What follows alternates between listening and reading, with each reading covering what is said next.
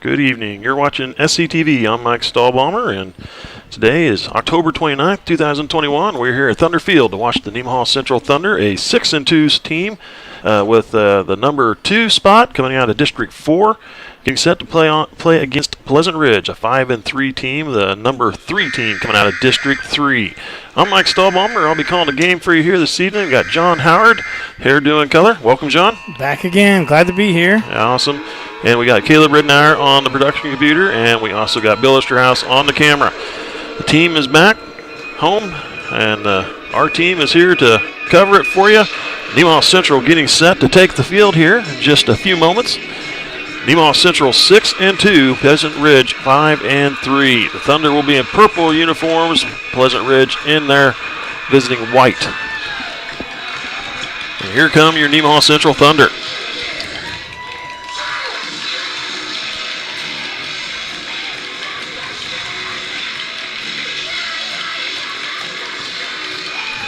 Nemaha Central was able to claim the number 2 spot in District 4 with a nice 47-0 win over Republic County just last week.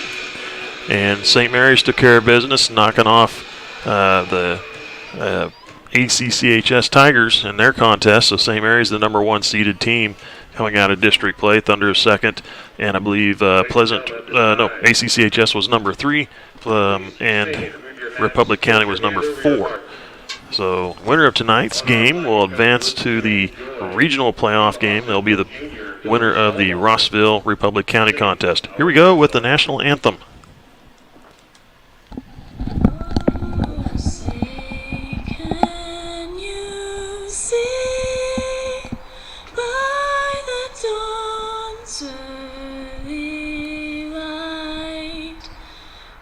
So proudly we at the twilight's last gleaming, whose broad stripes and bright stars through the perilous fight o'er the ramparts we watched were so gallantly streaming, and the rocket's red glare, the bombs bursting in air, gave proof through the night that our flag was still there. Oh, say does that star-spangled banner yet wave o'er the land of the free and the home of the brave.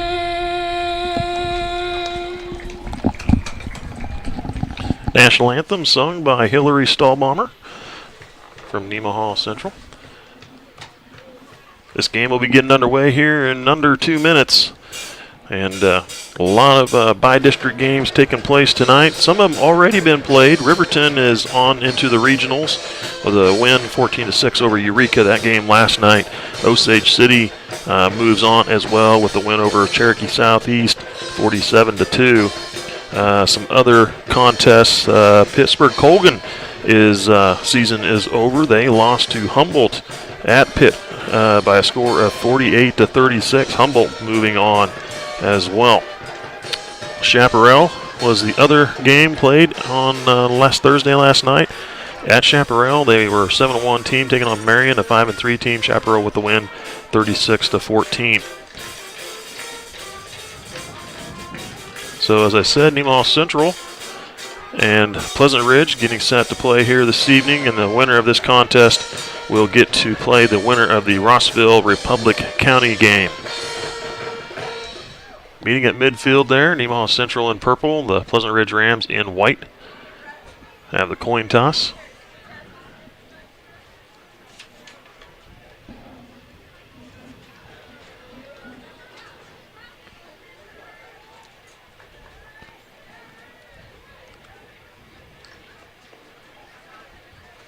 Beautiful evening for football, and I believe the wind has kind of died down just a little bit. Still a breeze coming out of the north. Cool evening. Enough to wear a sweatshirt up here in the box with the windows open.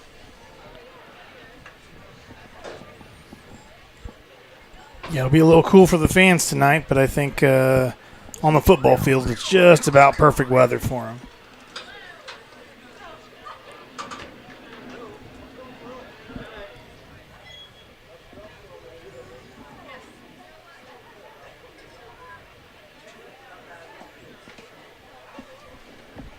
There's the toss of the coin. You can see it take place there.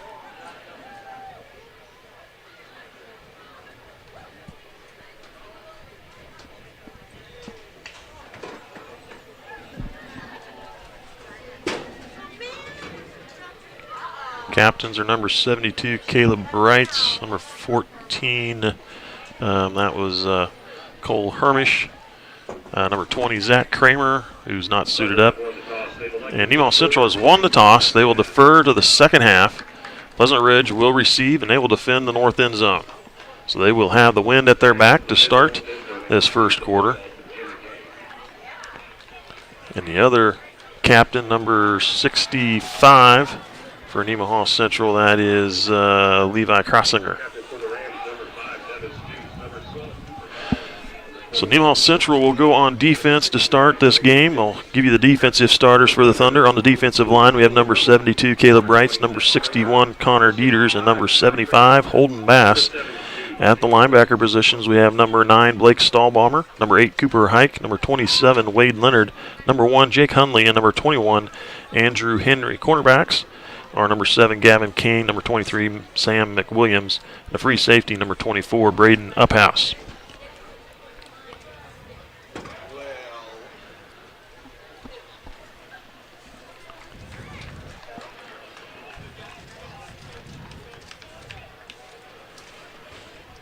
Pleasant Ridge, I believe, played Silver Lake last Friday and took a beating from them. Silver Lake, the number 2 ranked team in the state and Class 2A. Number 1 ranked team is Rossville with an 8-0 record. Silver Lake with a 6-2. Wellsville sits at number 3. Hoisington is number 4, and Kingman is number 5.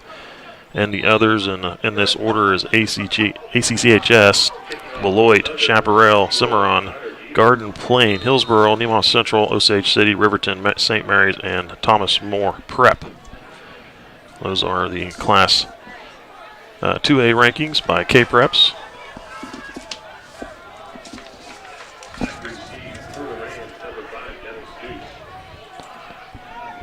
Kicking off, number 61, Connor Dieters for Nemaha Central. Back to receive, number 5, Devin Stutz. And it looks like he will field the ball at about the 9. Going to come right up the middle. Now he bounces to the far sideline. We do have a flag on the field here the near sideline. An immediate penalty flag thrown on the kickoff. And another flag thrown there in the middle of the field. And that second flag came really late. Yeah, just as I said it, he had thrown it.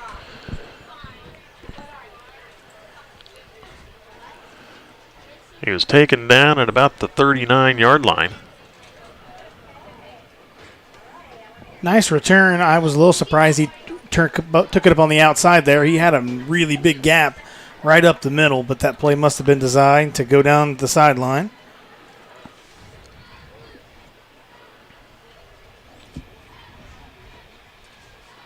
So this looks like it may be a bit of penalty against Nemaha Central. No, excuse me, penalty on Pleasant Ridge. And then a penalty against Nemaha Central, so offsetting, and they will start this possession at their own 39-yard line.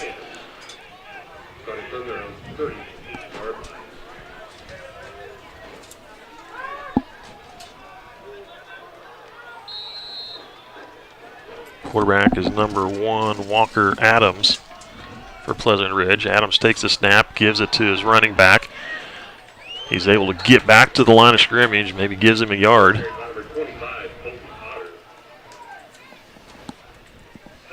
Good job again by that Nemaha Central defense. They're just, like I said, they got some monsters up front there. And now the whistle from the referee.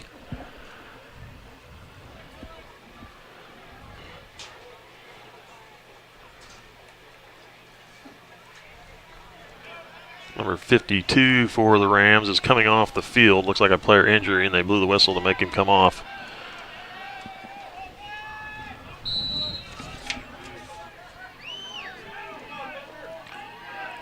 Colton Potter, the running back for Pleasant Ridge. 2 receivers near side, 1 to the high. Adams takes a snap past him onto the ground. He was able, still loose on the ground. And Adams able to slide over and grab it just as he was being hit.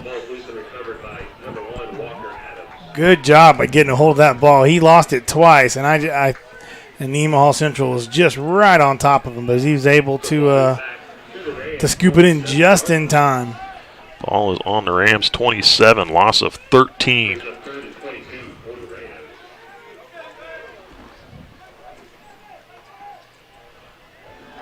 Adams rolls it here to the near side, throws it into the middle of the field, caught by number 2, and immediately hit and brought down at the 40. They'll give him forward progress to the 36. They caught it at the 35. Progress to the 36. Nearly a missed snap again on that play, but he was able to bring it down that time and make a nice little pass. Just not enough yards. It looks like they're going to kick.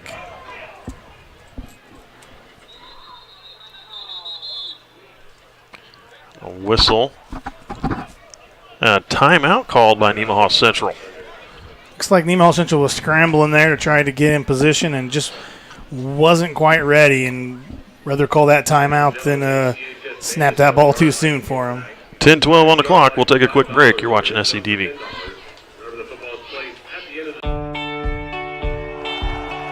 On any given Friday night, you can find us here, illuminated only by the clear night sky and the ball field, a place for fierce rivals and close friends, a place for celebration, a place for family. We know what it means to come together, to be a part of something bigger, to be united. United Bank and Trust, banking for your way of life. Member FDIC, Equal Housing Lender. 10-12 on the clock here in the first quarter.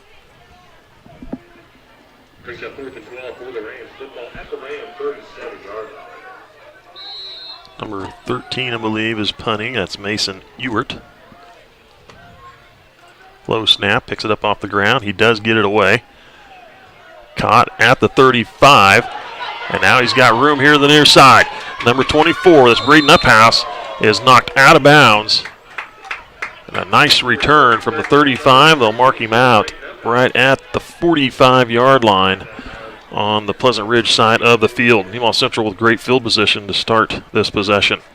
Nice return. That's a tough one for the offense to get set up on their blocks. That kick was short enough where by the time he caught it, they were right on top of him. We're still able to get their blocks developed and make a little seam for him on the outside.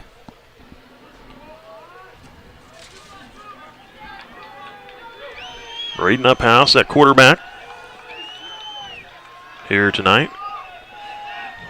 He'll take a snap, hands it off to Hike. Hike's going to bounce it to the outside, rumbling down the near sideline. Two guys to beat, and then brought down out of bounds.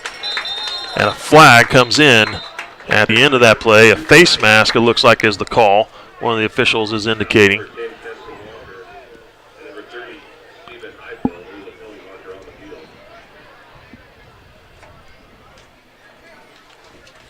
Yeah, he's tough to bring down, and at some point you do whatever you can to make that tackle, and it looks like maybe they got a little face mask. Officials talking over there on the near sideline.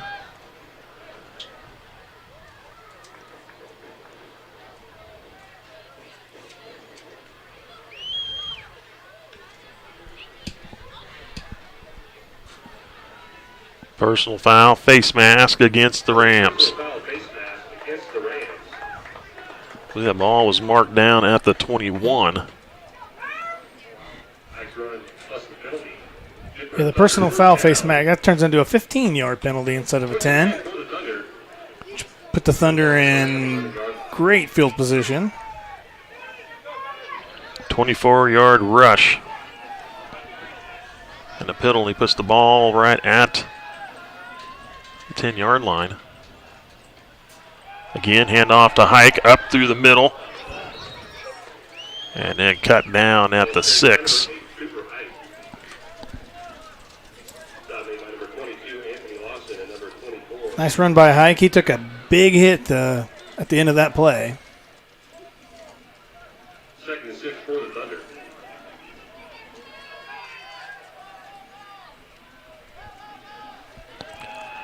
There is Hike again, up into the middle.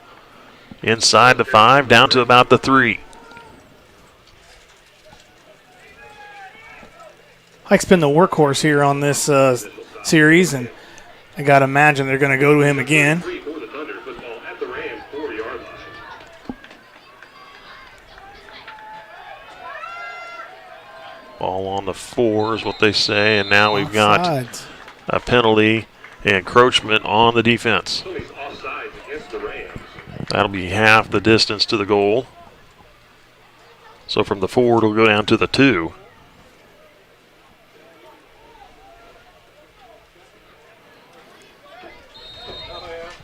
Third and run for the Thunder.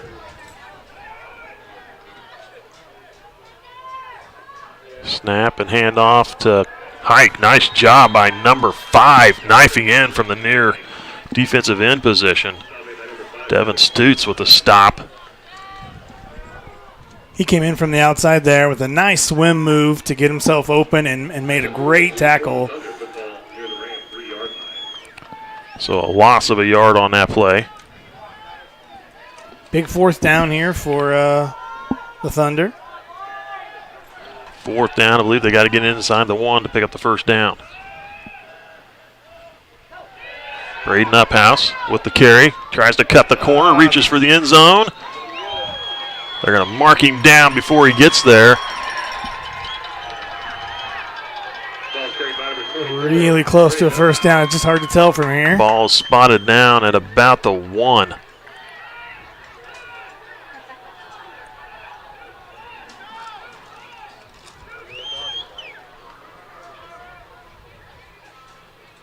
They're going to give the ball to Pleasant Ridge. They held him on the goal line.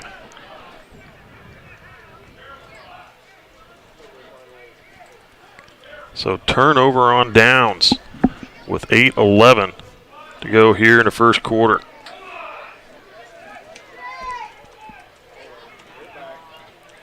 Yeah, that was a big stop for Pleasant Ridge. Now Pleasant Ridge takes over deep in their own Puts them territory. in a tough field position starting this series for them. The way this Nemaha Central defense is, I could see him just sending the whole defensive line after him on this play. Sitting on the Pleasant Ridge 1-yard line.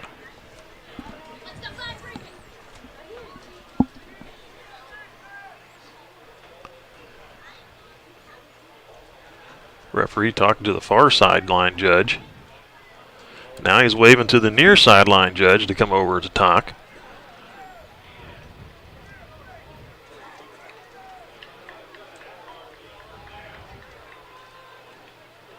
I don't know if they're still arguing about the turnover on downs.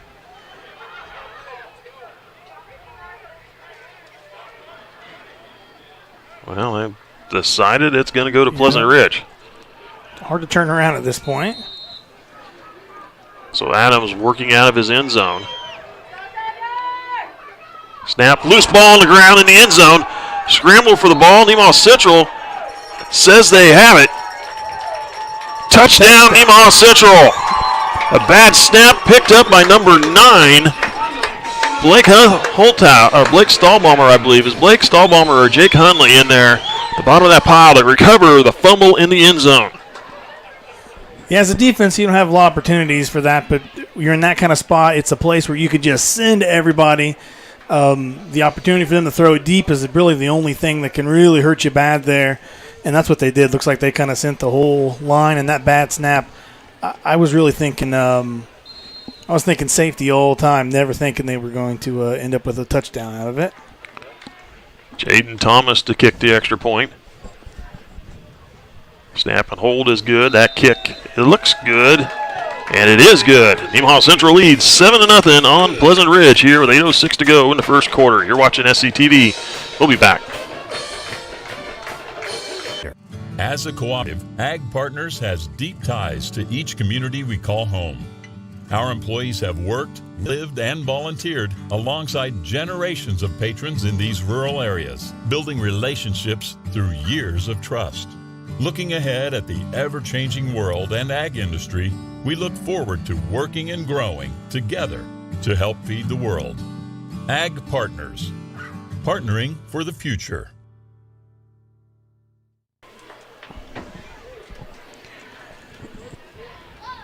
Pleasant Ridge had a really nice stop there on the goal line, but Nemaha Central ended up capitalizing on that short field anyway and able to land on a fumble or a bad snap in the end zone for a score.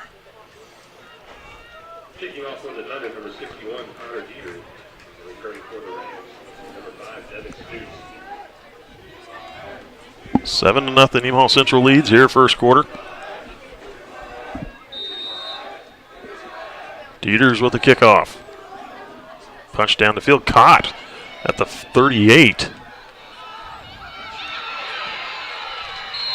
Breaking free past midfield.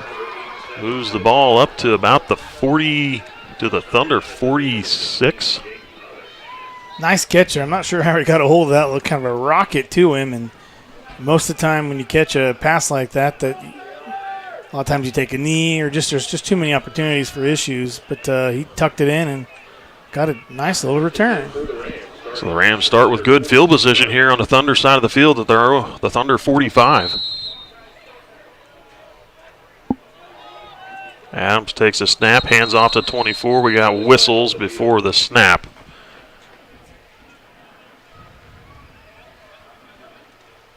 It'll go against Pleasant Ridge, a false start penalty. Philly's false start against the Rams. And timeout taken by the Rams. And we do have a timeout taken by Pleasant Ridge. Their first timeout of the game, 7:58 to go, first quarter. We'll take another break. You're watching SCTV.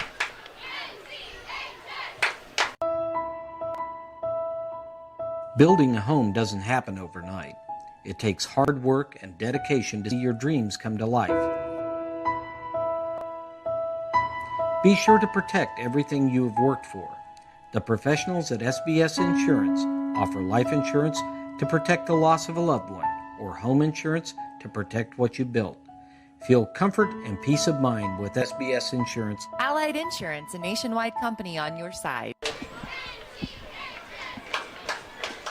Like to make or give a nice shout out to the Lady Thunder volleyball team. They competed out in the state volleyball tournament today. The first match was at 9:30 this morning. They played another one at 10:30, another at 12:30 pool play matches. Unfortunately, they did not advance out of pool play. They lost their first two matches to a couple really good teams in Cheney and Heritage Christian. Nemaha Central taking Cheney to the latter stages of both sets, 25-21, 25-23. Heritage Christian was 25-20, 25-17. There's a snap. Adams looking to throw. Now he loses, stumbles. Now he's off and running, throws down the sideline, and knocked away by Braden Uphouse, the free safety. Incomplete.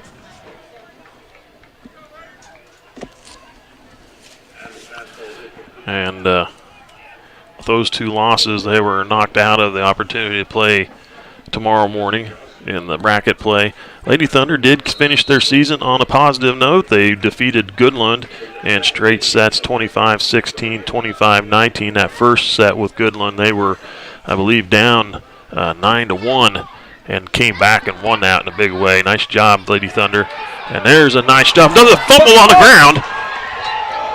Scramble for the ball, and Kane could not crawl fast enough to get to it. What a missed opportunity there. Caden Metzger was able to cover it up. I think Gavin Kane saw that touchdown pass before he quite got that ball scooped up.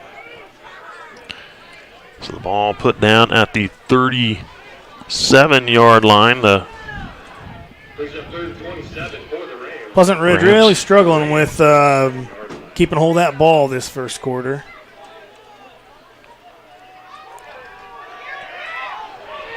And now Adams running for his life. They're going to pass. Tackled and brought down at the 46, what it looks like. 47-yard line. And that'll bring up, I believe, 4th down. Gain of 10 on that carry.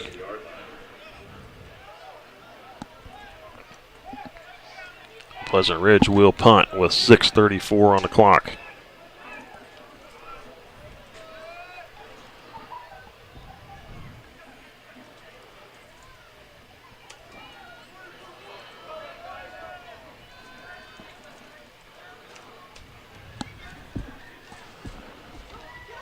Punt is away, a low kick. And this one will not be a returnable, as the Pleasant Ridge Rams did a good job covering.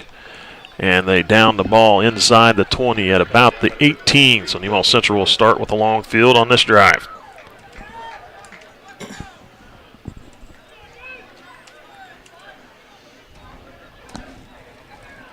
Lady Thunder finishing their season 37-8. A nice job in sub-state action in Sabetha. They had a great day over there to win the sub-state title and advance on to the state tournament with, I believe, wins over Sabetha, Rossville, and Hiawatha. The Hiawatha of the winning the Big 7 League title for the first time in 24 years. The Thunder winning that one handily. Williams trying to bounce it to the outside, and help comes, and he cannot get away. And he will be down at the 10-yard line. They lose 8 yards on the play. It's a play Nemaha Central runs a lot, and they have a lot of success with it. But I think Pleasant Ridge kind of knew that was coming before they hiked the ball that time.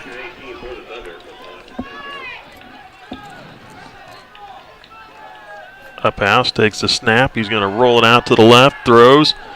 Caught. Caught by number 27, Wade Leonard. Nice job putting that ball right where Leonard needed it to be to make that catch. Anywhere else it would have been out of his hands, or there's a good opportunity for it to be intercepted or at least knocked down. And so it was just where it needed to be. 3rd down and 12. Up house looking to throw. Down the middle. Overthrew his intended receiver. Couldn't connect with Gavin Kane. No, excuse me, Cole Hermish was the intended receiver. And that will bring up 4th down, and Nemaha Central will have to punt.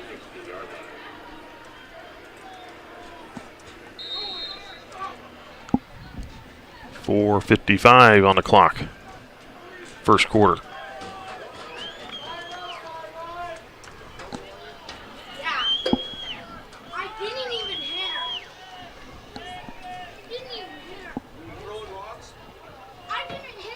Punt is away. Nice high kick. A nice bounce and roll down the field. Nemaha Central downs it at about the Pleasant Ridge 47-yard line.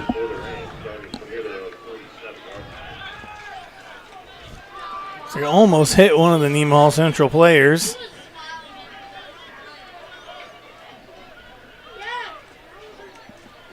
The punt was so high they outran it.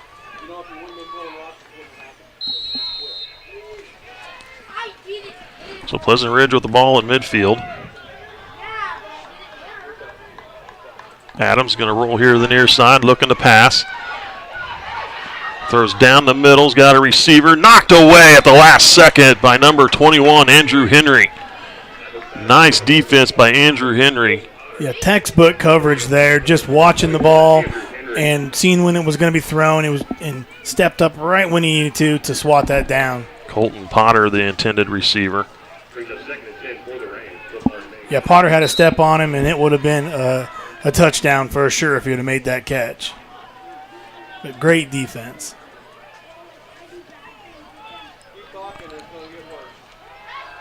Adams looking to throw again, goes down, and a sack. Back to the Pleasant Ridge 39-yard line.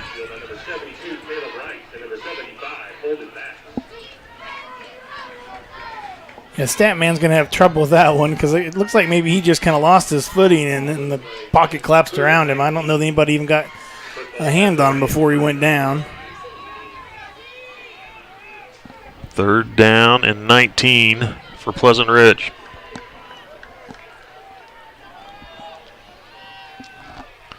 Adams takes a snap, rolls here to the near side, looking to pass, throws here to the near.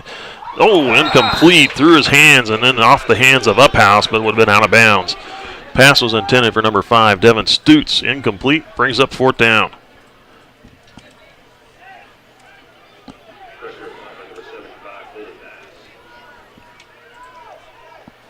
Pleasant Ridge going to the air quite a few times that series and just missing the mark in about 3 or 4 big passes.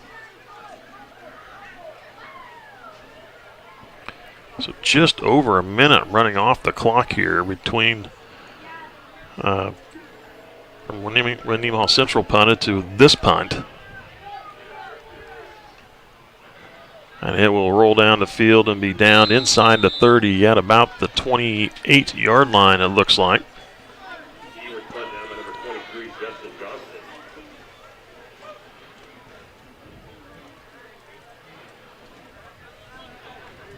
It's first and 10, Thunder football spotted at the Thunder 28-yard line.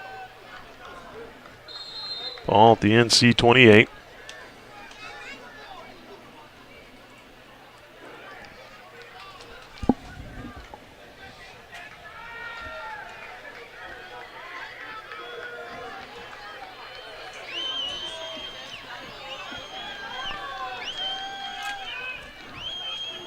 Uphouse, gonna give it to Hike, up through the middle, and breaks into the open. Now it's a foot race. Hike making separation from the rest of the defensive team and runs it in for a touchdown. 28 yards, or from the NC 28-yard line all the way down for a touchdown. Hike was the workhorse there on that first series, and they went with him again here. And I'm going to be honest, I see Hike run all the time, and he's a powerful, strong runner. I didn't know he was quite that fast. He got ahead of him, and they just could not catch him. 72-yard touchdown run for Cooper Hike.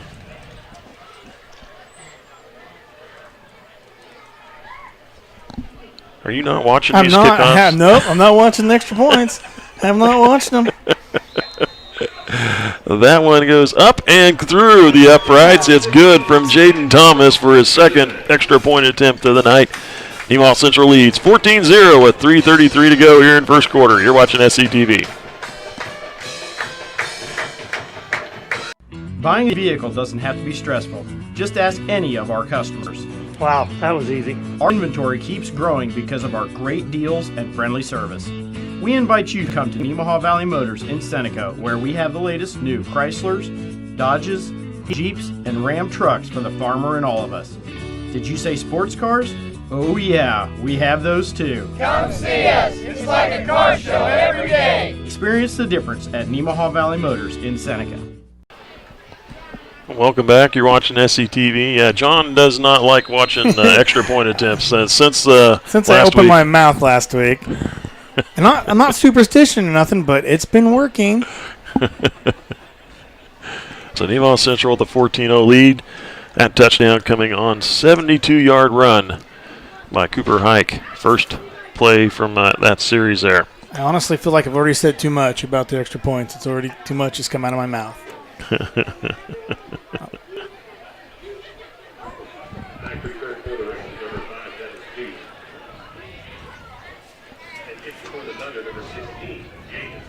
Jaden Thomas to kick off this time.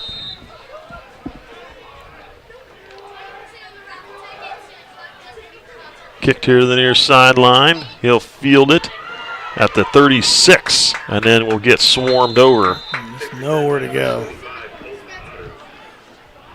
Looks like that ball was about a half a roll from making it out of bounds. He might have let that go. It might have gone out of bounds, and they could have got better field position. Yeah, I thought maybe it was headed for going out of bounds, but you know, Nemaha Central's played that game where they kick it here to the near sideline or to the far side, just a 20 yards down the field as a foot race to get to the ball, and it's worked for him a few times. Yeah. Ball at the Pleasant Ridge 36-yard line. Thomas Adams looking to throw down the middle. Caught! Oh. Nice job by number 5. Caught and a nice run. Nice open field tackle by Gavin Kane. As Pleasant Ridge moves the ball to the Thunder 44-yard line. Nice catch by Pleasant Ridge. He had three defenders right there around him, and he was able to bring that ball down. Devin Stutes going up high for the reception. And again, Kane making that open field tackle. That is always a tough tackle to make. And he did a good job of bringing him down. 30 yards on the pass. Adams just getting away from a Thunder player and able to move the ball up the field about 4 yards, right to about the 40. Yes, Smelsley was on his heels. He just barely got a step away from him.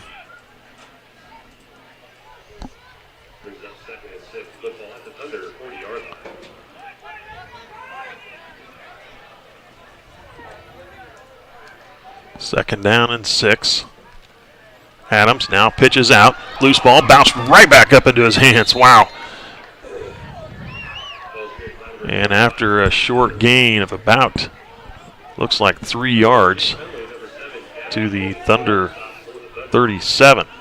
Pleasant Ridge has had a little case of the oopsies tonight, trying to just some bad snaps and a few fumbles. But you see here, if they're able to protect that ball, they're moving it down the field pretty good. Third down and 3. Adams hands off to number 25. He is not going to get the first down. He may have lost a yard. Depends on where they spot the ball. They gave it to number 25, Colton Potter.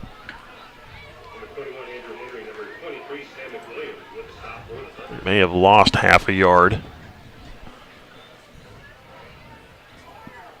Looks like they maybe,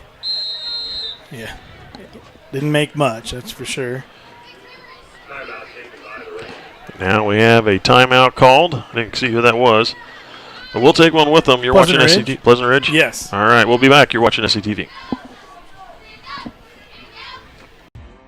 SNS Automotive and Towing in Senate is your locally owned and operated full-service automotive shop. Experience a family-like atmosphere and state-of-the-art service department, including digital inspections and text-to-pay. We know your time is valuable, so we offer pickup and delivery services. We service all makes and models and provide fast and honest service at a fair price. SNS Automotive and Towing Incorporated has been servicing Nemaha County for over 20 years. Visit us online or call us today. Well, both teams with only one first down in this game so far. The Nemaha Central leads 14-0. One coming on a fumble recovery in the end zone. The other one coming on a 72-yard run by Cooper Hike. And Pleasant Ridge just picked up their first down. This is their this is our fifth possession, their most successful drive so far. And it's fourth down. Pleasant Ridge going for it here. Fourth down and a long 3. Short 4. Adams looking to throw. Throws into the middle. Caught. Nice catch, and it moves the chains. Caught at the 31-yard line. Nice job bringing that down. He was falling to his knees as he made that catch, but he was able to get it before he went down. So Pleasant Ridge starting to move the ball. They had negative yards total offense up until this possession here. Adams looking to pass. Now he flushes out here to the near side. Now he's going to tuck it and run. And he will go out at the 22. Close to the first down. Probably I've seen Kane put a hit on some guys, and he was headed for him on that play. Oh, wow, they spot him out at the 23. I thought he went out the 22. Second and 2 for the Rams. Football at the Thunder, 23-yard line. Second down and 2. Pleasant Ridge moving the ball. Adams looking to throw again. He's going to roll it out. We got a flag. And in the end zone, incomplete. Knocked out of from behind. Just about had that catch. I believe that was Uphouse or McWilliams. We do have a flag sitting on the field at about the 29. And that's going to be against Pleasant Ridge. I think it was a holding call.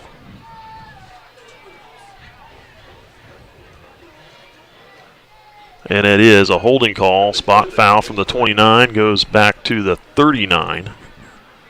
Yeah, where that flag was thrown, there was only one Nemaha Central player in the area even close.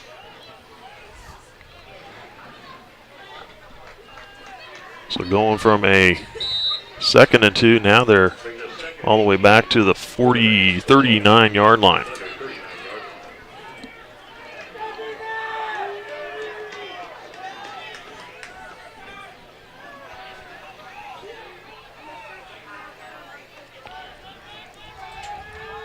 Adams looking to throw.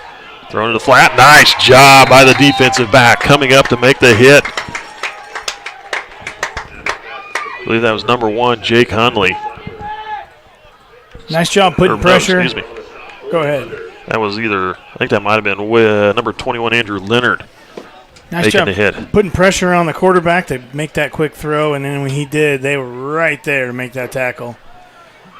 Backwards. Ball sitting at the 43.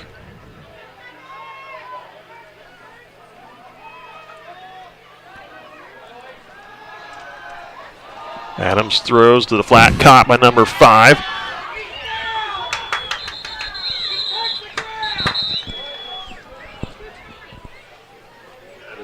I'm not sure when they push the ball to the ground, is that a dead ball right there? I don't think so. I think his knee has to touch the ground.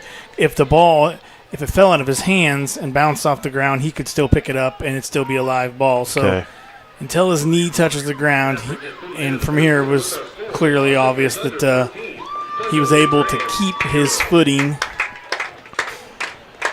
So they move the ball to the 36. That's the end of the first quarter. 14-0 Nemaha Central. We'll be back with the start of the second.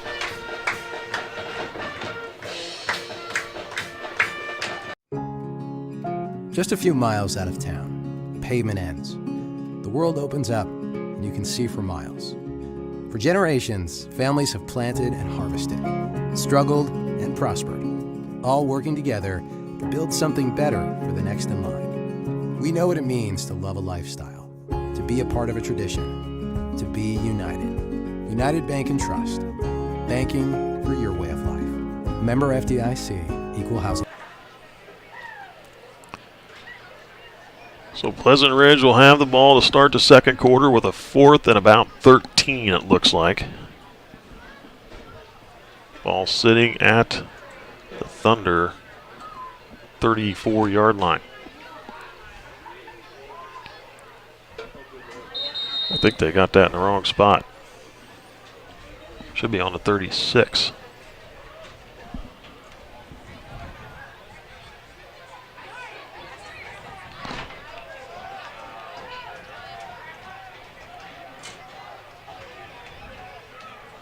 That could be easily wrong. It could be the 34.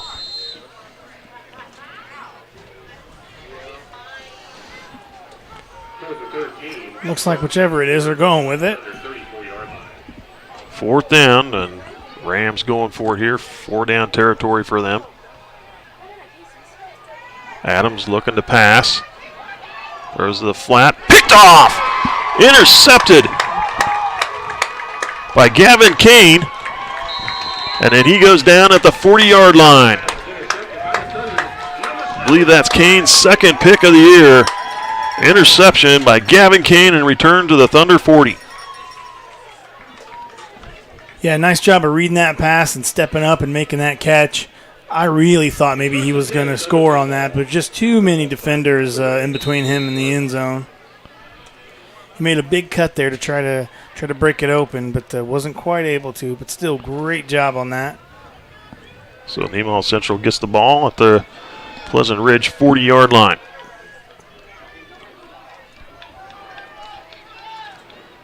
They give it to Hike. Nice defense. Hike able to get back to the line of scrimmage. No gain on the play.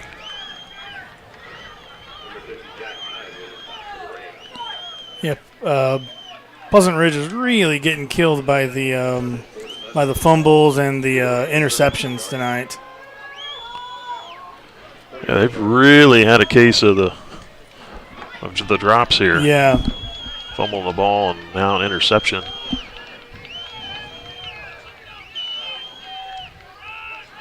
Pass, direct snap, tripped up and goes down, but caught by number 50. Jake Heim with the stop. No gain on the play. Another great stop by Pleasant Ridge's defense there.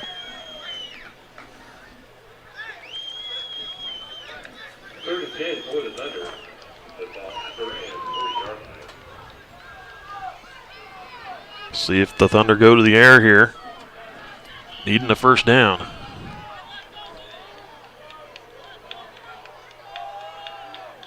A pass, takes a snap, looking to pass to the sideline. Caught! He's close to the first down. Well, I think he's going to get it. Nice Andrew catch. Henry. Double coverage there. Great catch. Right at the 30-yard line. That does move the chains. Nice catch. Nice awareness by Andrew Henry. Good for a Thunder first down. Moving the chains. First and 10 for the Thunder. The ball at the Rams 30-yard line. Yeah, big possession there for him.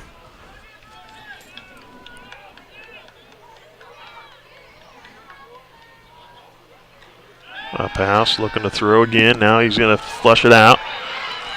Escapes one tackler. Escapes another, trying to push it up the field and knocked out of bounds. Right near the original line of scrimmage. Knocking an official down. And a couple officials, I think, took a hit there. Great. Boy, he nearly got tackled for a 15-yard loss. And then the whole Pleasant Ridge defense was chasing him. I thought maybe he was going to run out of defenders and just walk into the end zone. So now we have an official. Referee blows his whistle. He was wanting to make sure his crew was in their right position. Now we have an official timeout.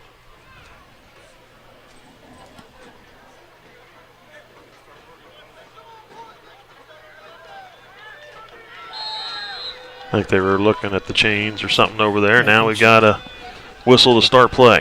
Up pass all alone in the backfield. Two receivers to both sides of the field.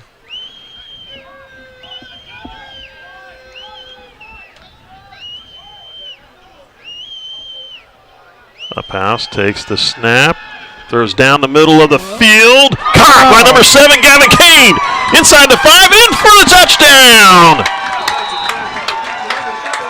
Nice catch. I didn't even see Kane there. He kind of snuck up in between those two receivers, and the ball dropped. I thought it was dropping incomplete, and then Kane came up with it.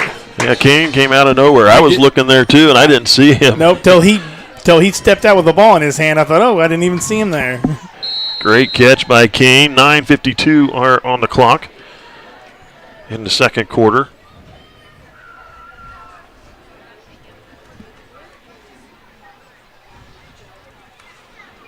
Thomas with the extra point attempt.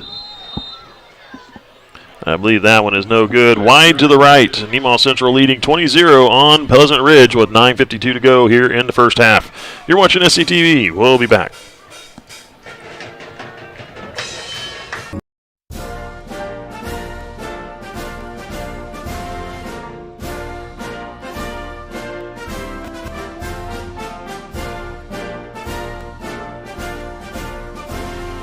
Just a reminder, kids who participate in high school activities tend to go a little farther than those who don't.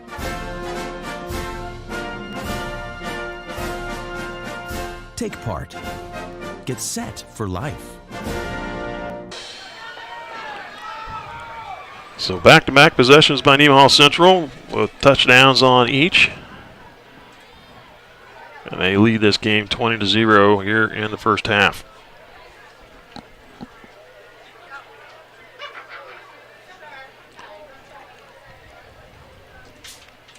That was really the first series that they marched the ball downfield and scored.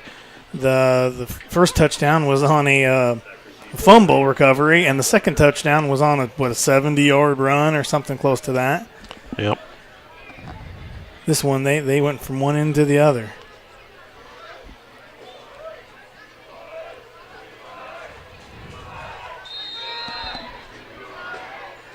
Thomas with the kickoff. Right down the middle of the field. Got it about the 26, then lost it. And got, my goodness. Pleasant Ridge will have it to start at their own 28. I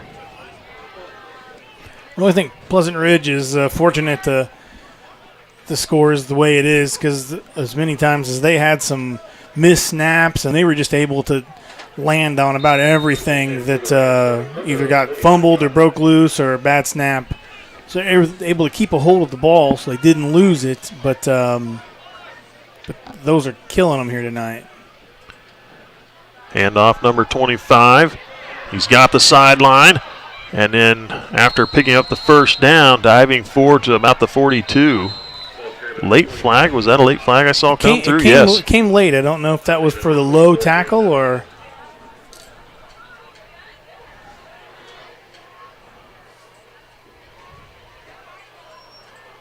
He made an open field tackle really low to his ankles.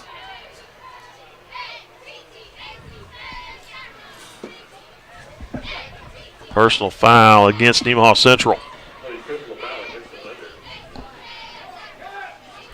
Costly penalty. Yeah, I don't know if that had something to do with that tackle. It looks like maybe that flag came in a little bit later than the tackle. 13-yard run and another 15. The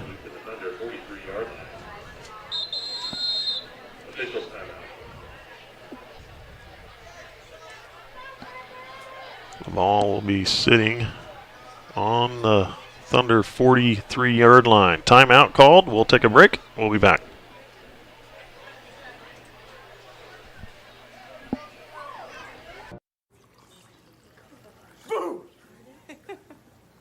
Hey, where you going? Can't get by me. I'm #1 in this class. I rule this lab. I'm #1.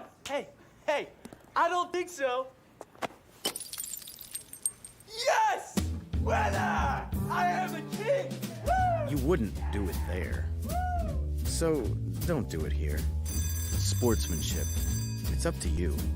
What? Jerk.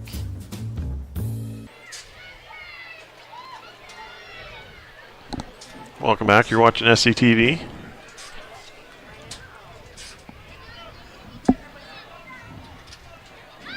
The officials are trying to sort out something. Oh, they got the EMS crew running across the field there.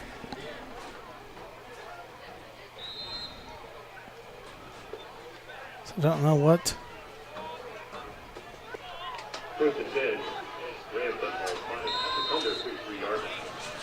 Not sure who they're going to take a look at there. You're right.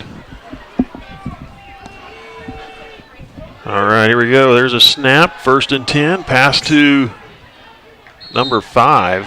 Yep. Incomplete. The official here in the near sign waves it off incomplete.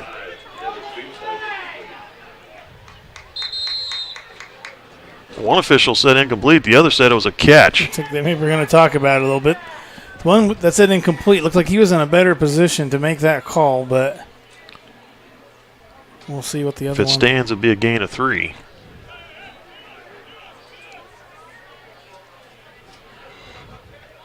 It is a catch. They do rule a catch.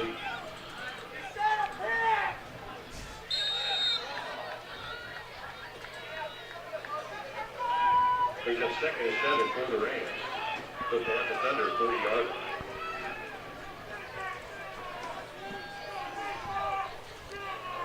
Second down and 7. Adams looking, throws to the far near sideline. Is that one caught? They say it is.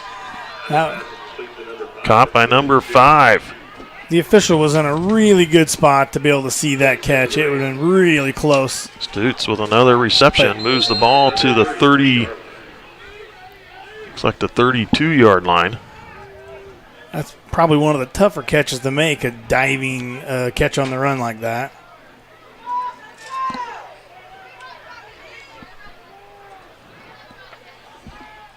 They give it to number 24. He works his way over to the far sideline, close to the first down.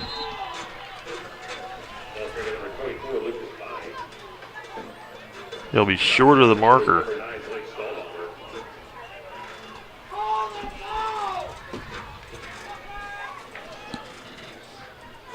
Second and 1.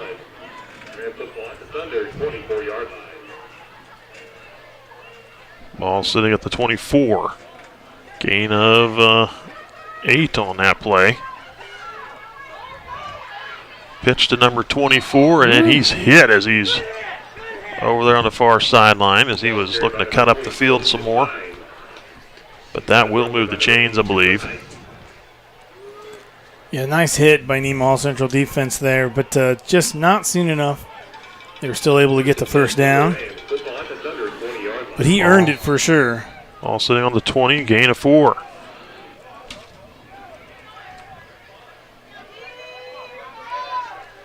Pleasant Ridge threatening to score. 8:14 to go here in the second quarter.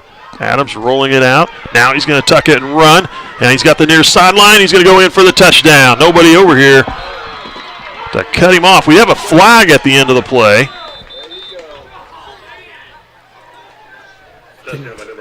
Where's the? I did not see the flag, Mike. Came from the official in the end zone.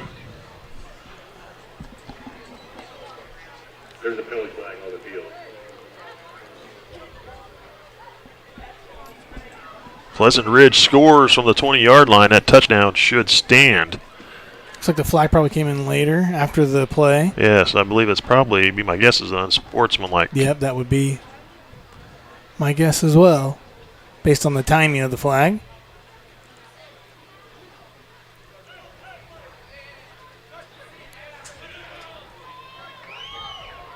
Penalties against Pleasant Ridge. Unsportsmanlike conduct.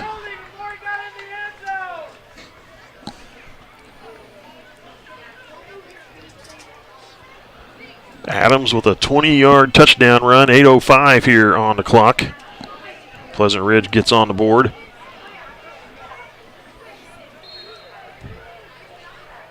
Yeah, that was one of the first plays that Pleasant Ridge had the opportunity. They didn't really come down hard on the quarterback, and he was able to let the play develop a little and just kind of unimpeded. Rams going for 2.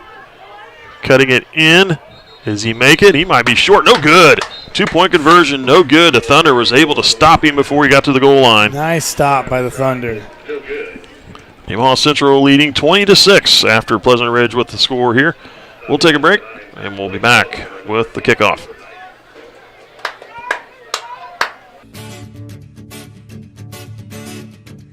We know farming is hard work.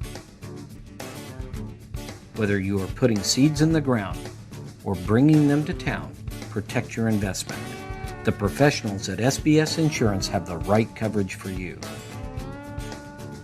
See us for your farm, custom application, crop, trucking, commercial elevator, and life insurance needs. Allied Insurance, a nationwide company on your side.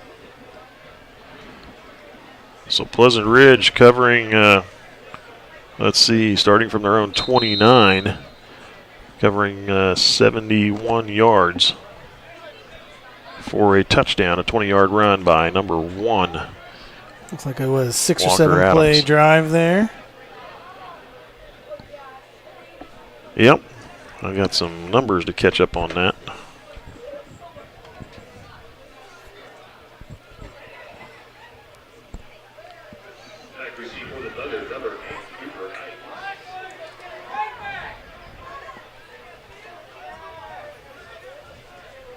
Yeah, Pleasant Ridge did a really good job on that series, just kind of strategically moving the ball downfield. And Nemaha Central's defense did really not have an answer for him on that series. We'll see if they answer back here on offense. So with that penalty, they'll kick off from the 25.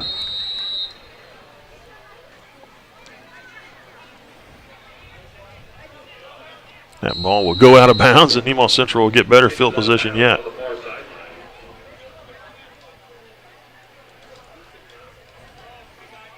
Looks like at this point the wind has died down to just nothing, so there's no really wind as a factor here right now.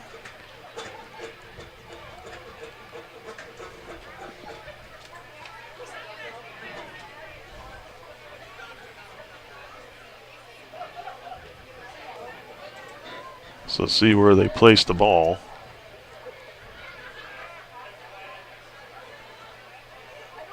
They'll set it down at the 48-yard line on the Pleasant Ridge side of the field.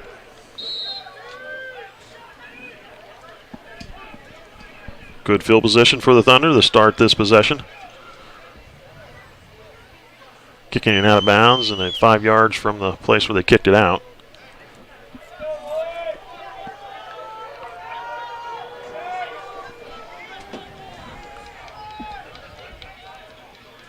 Up house, gives it to Hike. Hike is brought down by number 50,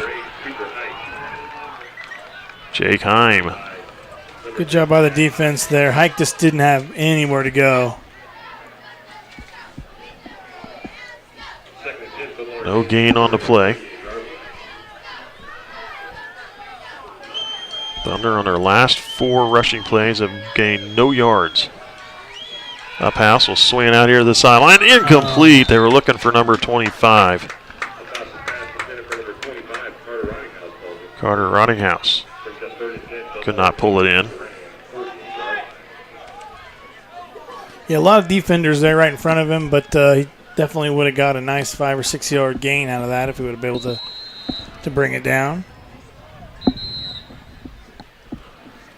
Let's see if they go to the air again. They haven't had much luck on the ground here this series.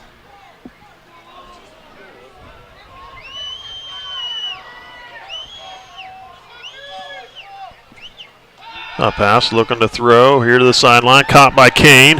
Kane makes a move, tries to picking up the first down, now into the infield, out in the middle of the field. Nice cut in across the field, now up the field. He's going to go in for a touchdown. Kane, great footwork, great awareness, and he shed a couple blockers there. I just didn't think there was any way possible. And after he shed that last one and then off the run and still had to make 2 other blockers miss to get into the end zone. What a great run. Nice run after the catch.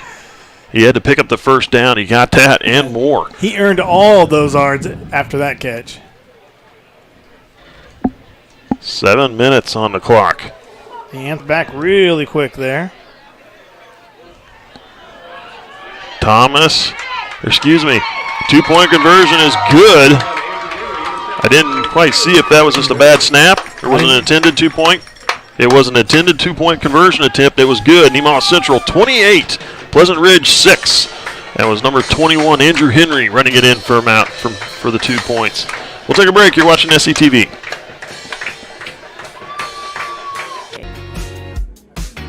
I'm a regular guy, not some celebrity endorser. You see, instead of paying for some big-name spokesperson to hype the same old run-of-the-mill account, KSHSAA Checking gives that money directly back to you in the form of cash rewards. In fact, you just bought me this cup of coffee. See how that works? Amazing! Free checking, cash rewards. Take back banking with KSHSAA. Ask for free KSHSAA Checking at Community National Bank.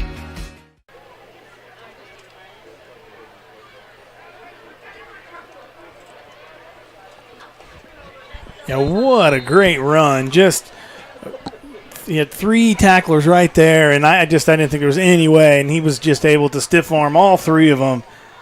And once he got in open field, he's going to be tough to bring down. And still, he had 2 more tacklers at the end zone that he was able to push through and score a touchdown.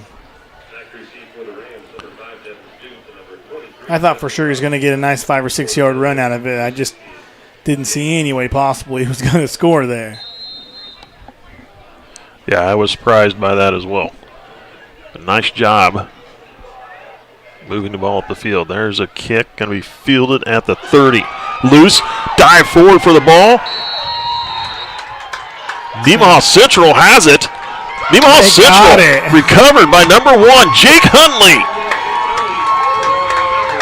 I think Pleasant Ridge has dropped almost to every reception they've gotten, and they just have been in the position to get control of it and not lose the ball. And eventually, it was going to catch up with them, and it did here. So another fumbled ball by Pleasant Ridge on the kickoff this time. Nemaha Central with even better field possession at the Pleasant Ridge 34-yard line.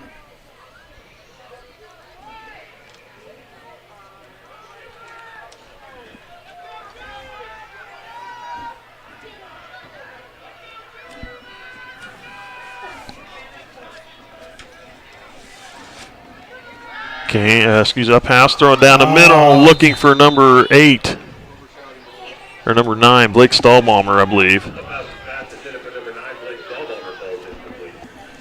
Yeah, Stahlbaumer got hung up there with his defender and just wasn't able to break loose soon enough to get that pass.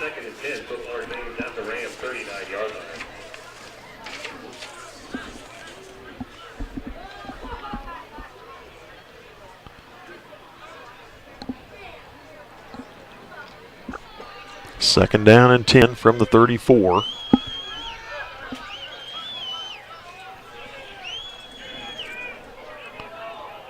McWilliams in the backfield. Busted play. McWilliams went to the other side. Up house. Makes something out of it. Moving the ball past the 30 to about the 32. Up house turned to his left, and Williams went to his right. Yep. He was looking to hand off, and there is no one there to give it to. But he was able to compose himself and still get a nice gain out of that play.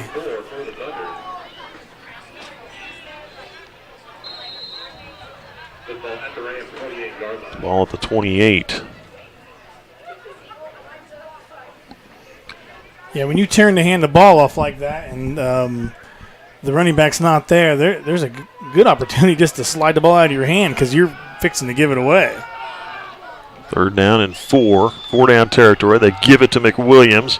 Sheds a couple tacklers, but can't break free. Maybe get a yard or two is all. Maybe a yard.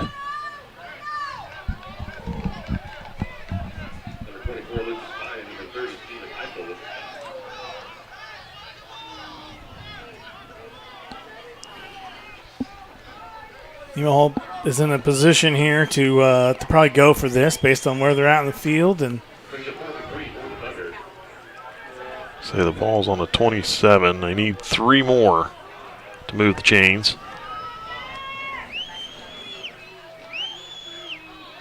They give it to Wade Leonard on the end around, and he'll pick up the first down. Nice tackle by number 22, Anthony Lawson. Before Leonard came around the corner, there was a flag here on the field.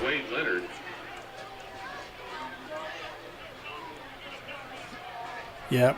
It's going to go against Nemaha Central, it looks like. That's what they're calling holding against Nemaha Central.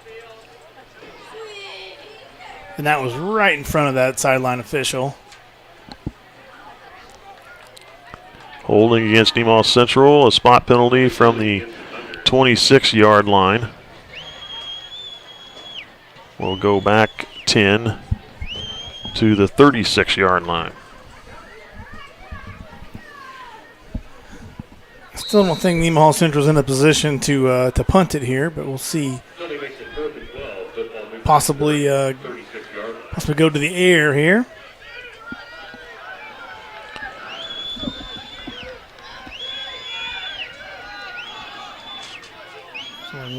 They got to get past the 25. Up house, looking to pass. Throws him downfield for Kane. Another catch for Kane at the 20-yard line. And a first down. Another flag, though, on the field. Oh, back here at the line of scrimmage.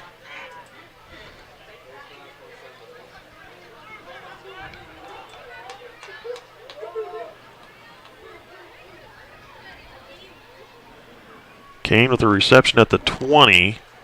But we'll see who the penalty will be against. And it looks like it may be against Pleasant Ridge. You're indicating face mask, look like.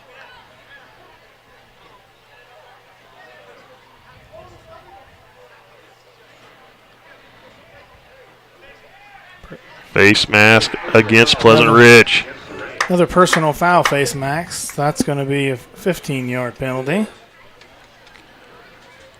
That results in a Thunder first down. Thunder football first and 10. 16-yard pass. Good for the first down.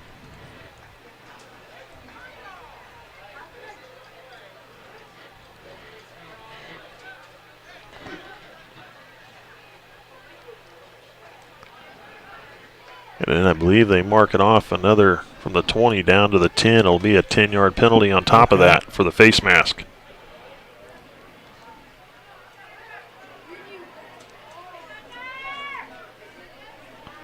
With the penalty is first and 10. First and goal for the Thunder at the Rams 10-yard line. First and goal from the 10 for Nemaha Central. 5:23 and counting.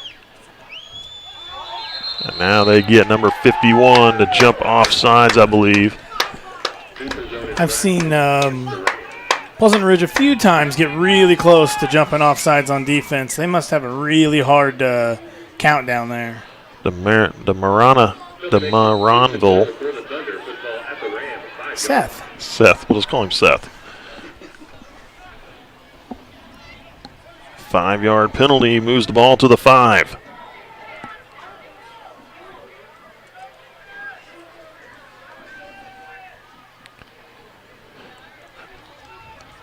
Up house. Pitches back.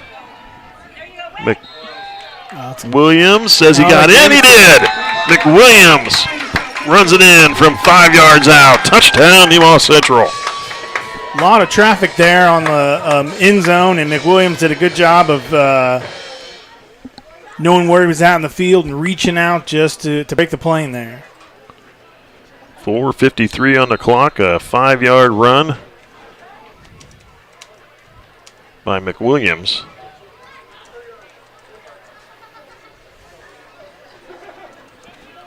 Extra point attempt from Thomas. Henry holding. Line drive kick. No good. I think that might have been wide to the left. 4:53, 34-6 is the score. Nemaha Central taking advantage of the fumbled kickoff for another touchdown. You're watching SCTV. We'll be back. As a cooperative, Ag Partners has deep ties to each community we call home. Our employees have worked, lived, and volunteered alongside generations of patrons in these rural areas, building relationships through years of trust. Looking ahead at the ever-changing world and ag industry, we look forward to working and growing together to help feed the world. Ag Partners, partnering for the future. Number 16, Jaden Thomas. Back to receive for the Rams, number 5, Dennis Dukes.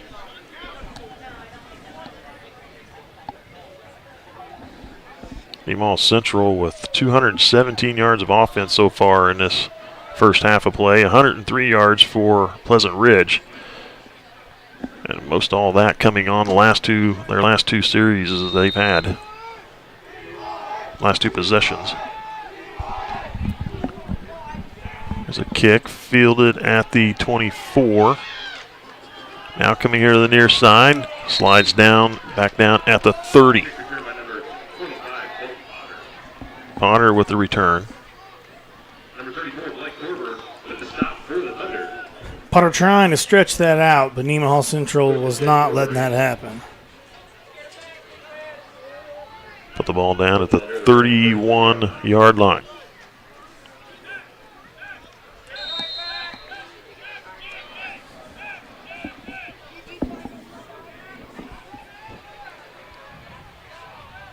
Two receivers to the high side, one here to the near. Adams looking to throw. Gets it off. Incomplete, intended for number 5. Stutes, incomplete. Covered very well by the defense. That was really the best option. There just wasn't anybody open there. 2nd down and 10.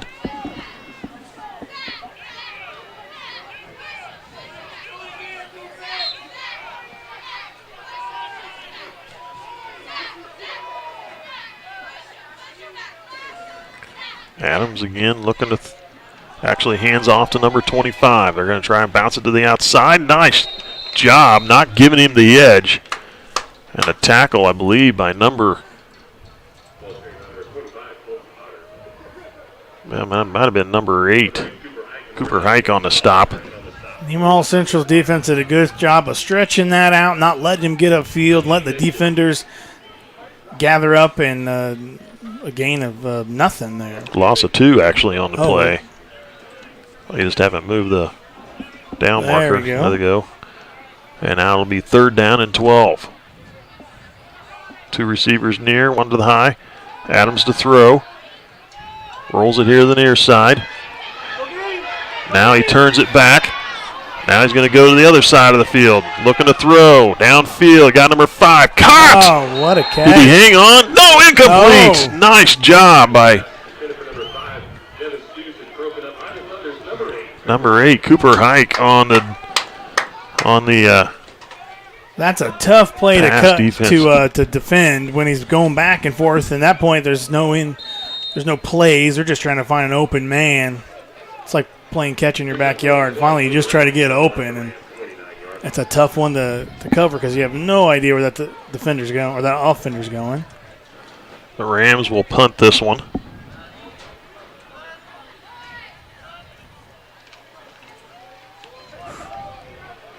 Short kick, nice roll though, and up house gets away from it. The Rams will down it at the Thunder 40-yard line.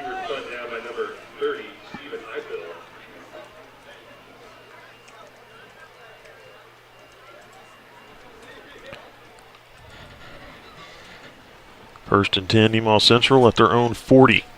And they have 3 minutes, 38 seconds to work with here in the first half.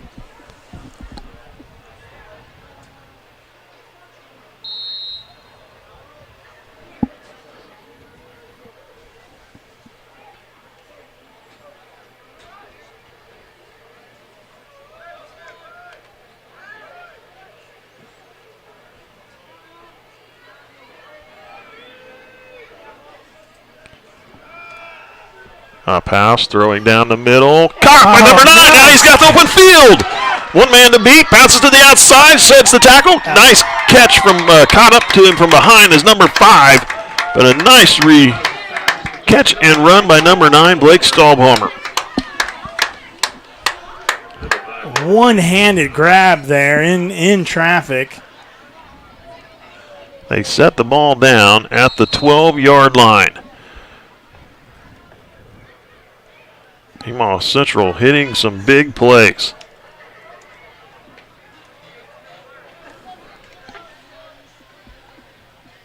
That up house to Staubhalmer pass was good for 48 yards, and a Thunder first down.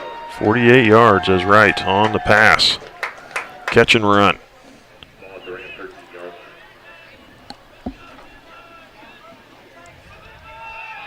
They give it to Hike. Hike cuts it back into the middle. Spun around, goes down at the 5.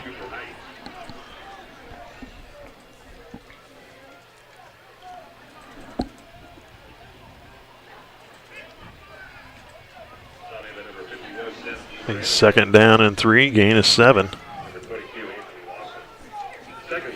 If the defense spread out a little bit there, I could see him go with Hike again right up the middle. They do. They give it to Hike. He's trying to get to the outside. Nice job by number 5 to get out there and knock him down before he gets cut upfield. It looks like he'll get to about the 4 or the 3-yard line is where they're going to put it down at. Gain of 2 on the play. Just a little short, still able to get a first down in there. Football at the Rams, 3-yard line. 3rd and 1. The Ram 3.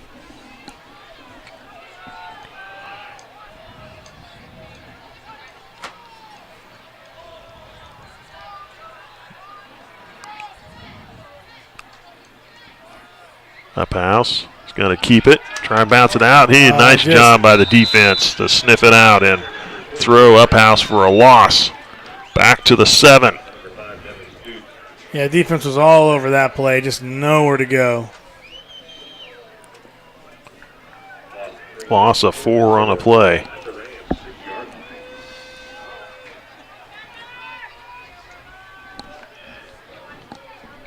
So now 4th down for Nemaha Central. They got to get the ball to about the 2-yard line. So 4th and 5. They send Kane and Rottinghouse to the high side, far side of the field, and Hermish here to the near. Uphouse takes the snap, looking to pass. Sheds one tackler. Intercepted by Pleasant Ridge. Pleasant Ridge picks it off. Number 5 for the Rams. Devin Stutz comes up with the pick. Stutz has really been causing havoc for him on this last couple plays of this drive. Stopping a touchdown run there and there with the interception. And Nemaha Central did a good job of bringing him down. There wasn't a lot of Nemaha Central players around when he made that catch, so they were fortunate to bring him down. And so now we've got a timeout called by Nemaha Central before the snap with 48.4 seconds to go here till halftime. And we'll be back with just a moment. Buying a vehicle doesn't have to be stressful. Just ask any of our customers. Wow, that was easy. Our inventory keeps growing because of our great deals and friendly service. We invite you to come to Nemaha Valley Motors in Seneca, where we have the latest new Chryslers, Dodges, Jeeps, and Ram trucks for the farmer and all of us. Did you say sports cars? Oh yeah, we have those too. Come see us. It's like a car show every day. Experience the difference at Nemaha Valley Motors in Seneca.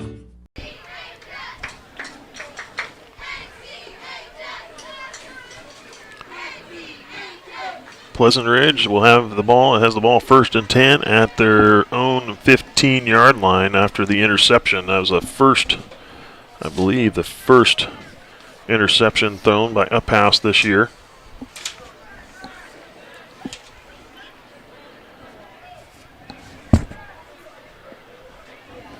First and 10 for the Rams. They call at the Ram, 15-yard line.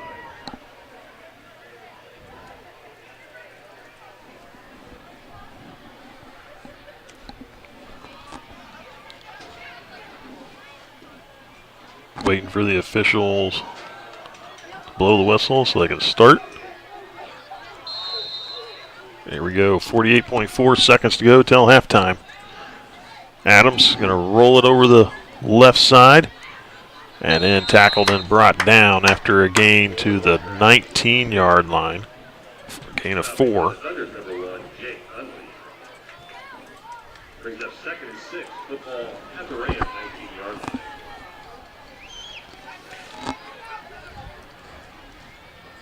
Like maybe an opportunity to get another play or two off here in this half. Or not, possibly. Looks like they're maybe going to let the clock run out.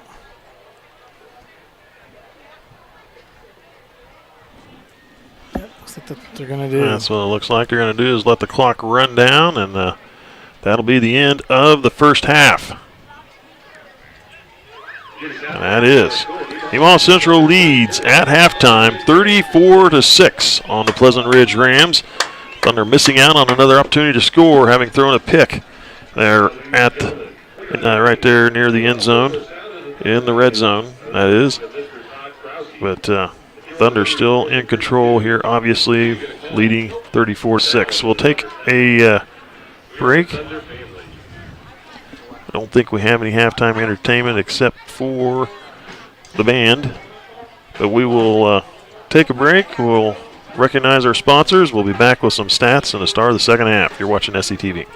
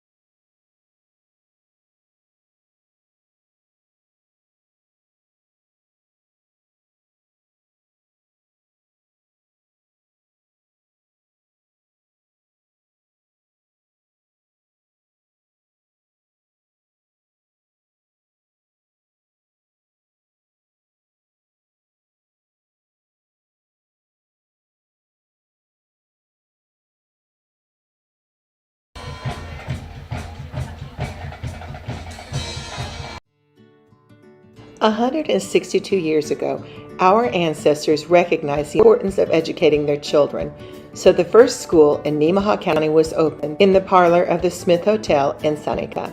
Since then, our ancestors continue to provide for the education of their children by building schools and making improvements as they were needed. By 1916, 57 years later, there were 130 districts in Nemaha County and 10 high schools, including one in Seneca. The first high school in Seneca was built in 1890 and provided for students from many of the districts which only taught to the 8th grade. In 1963, Kansas followed the nation in passing a unification law which closed many of the small 1- and 2-room schools and consolidated many others. Included in this was the consolidation of St. Benedict and Baileyville to form B&B in 1966 and Kelly and Seneca to form Nemaha Valley. Their new school was opened in 1970 due to the condemning of Seneca High School. The most recent consolidation was in 2011 when B&B and Nemaha Valley unified to create USD 115, and in 2014 both populations attended the same school in Seneca. It's now our turn to follow the examples of our ancestors. This growth in population, as well as the age of the building, has our generation looking to the future. Just as our ancestors provided for our educational needs, it's time for us to provide for the educational needs of our descendants and continue this pride in educational excellence by remodeling and updating the CTE building, providing for the current and future needs of our extracurricular activities, and making the needed upgrades to bring our buildings into the 21st century.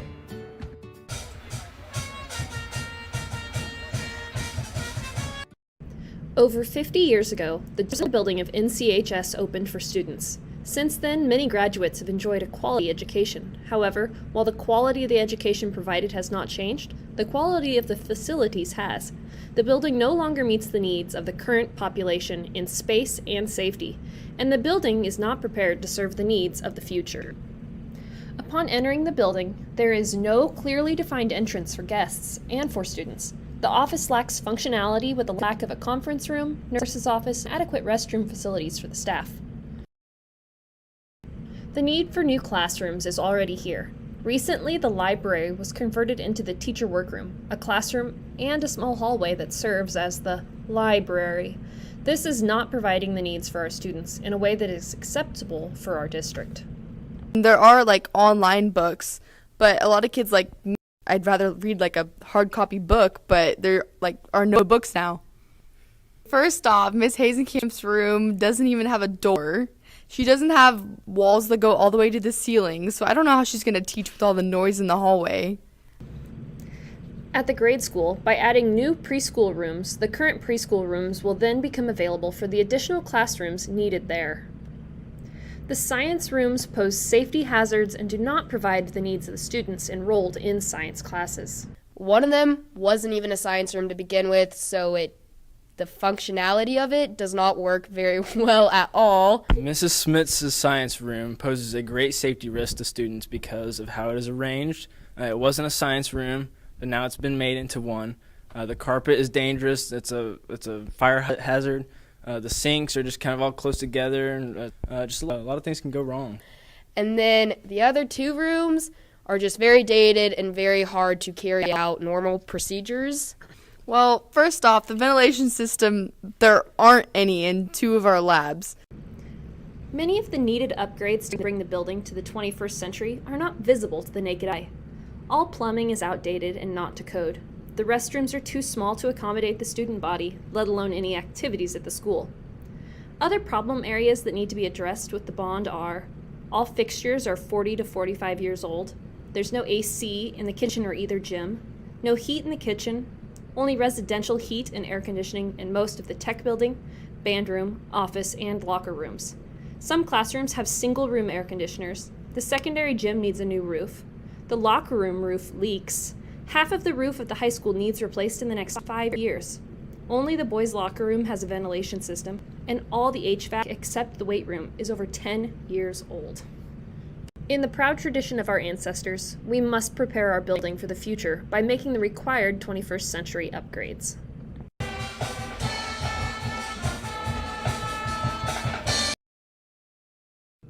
Extracurricular activities play a very important role in the lives of NCHS students. As a district, it's our responsibility to provide the needed facilities to assure that our students continue to have the resources to be successful in their choice of activity, be it on a stage or in a gym.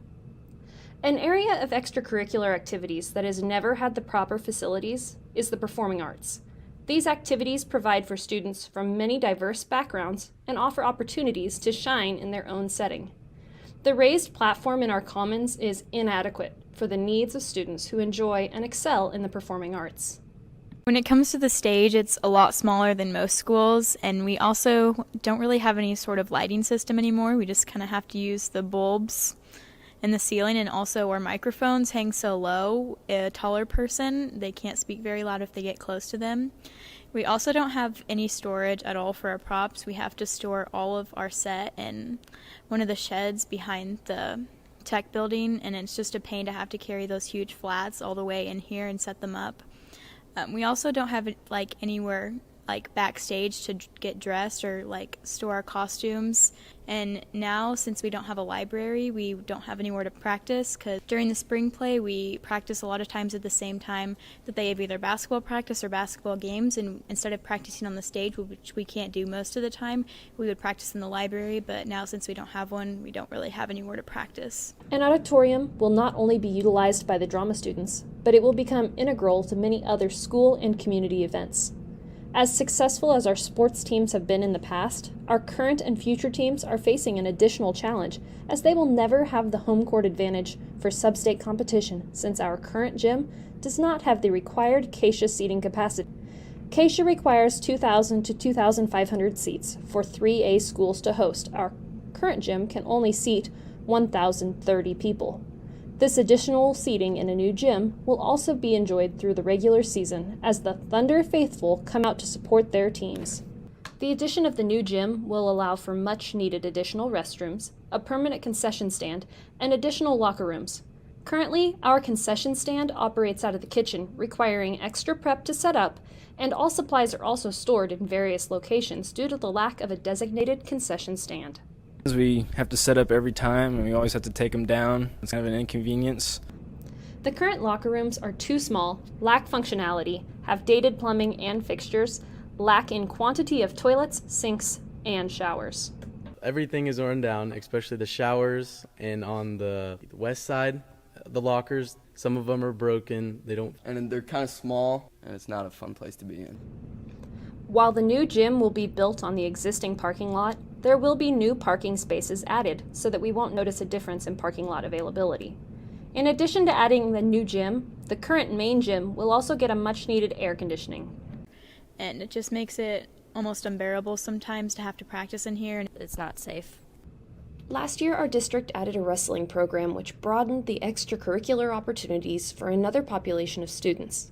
The addition of an auxiliary athletic room off the weight room will provide a place for wrestling, cheer, dance, baseball, and softball teams to practice, and will also serve as a safe and accessible storm shelter for the students. Investing in the USD 115 extracurricular activities is an investment for our future, as our students will benefit from participating in them. The experiences they will receive in these activities will make them well-rounded individuals who will be the leaders of tomorrow.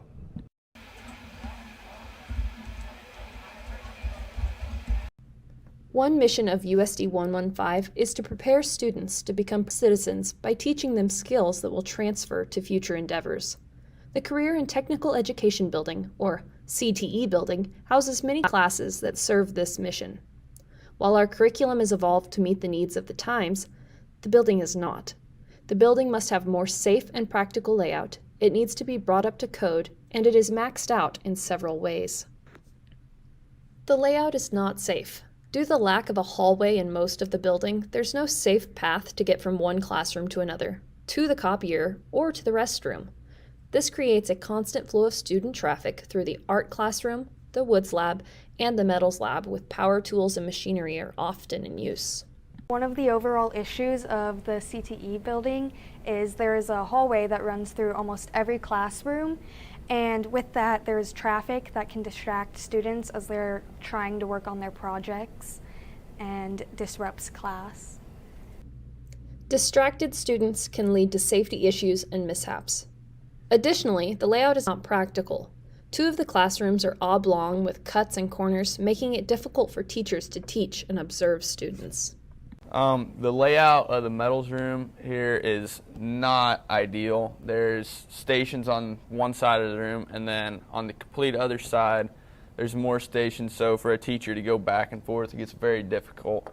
And because of the layout in this room, it makes it hard for storage. We got machines and tools everywhere, and it just makes it very difficult.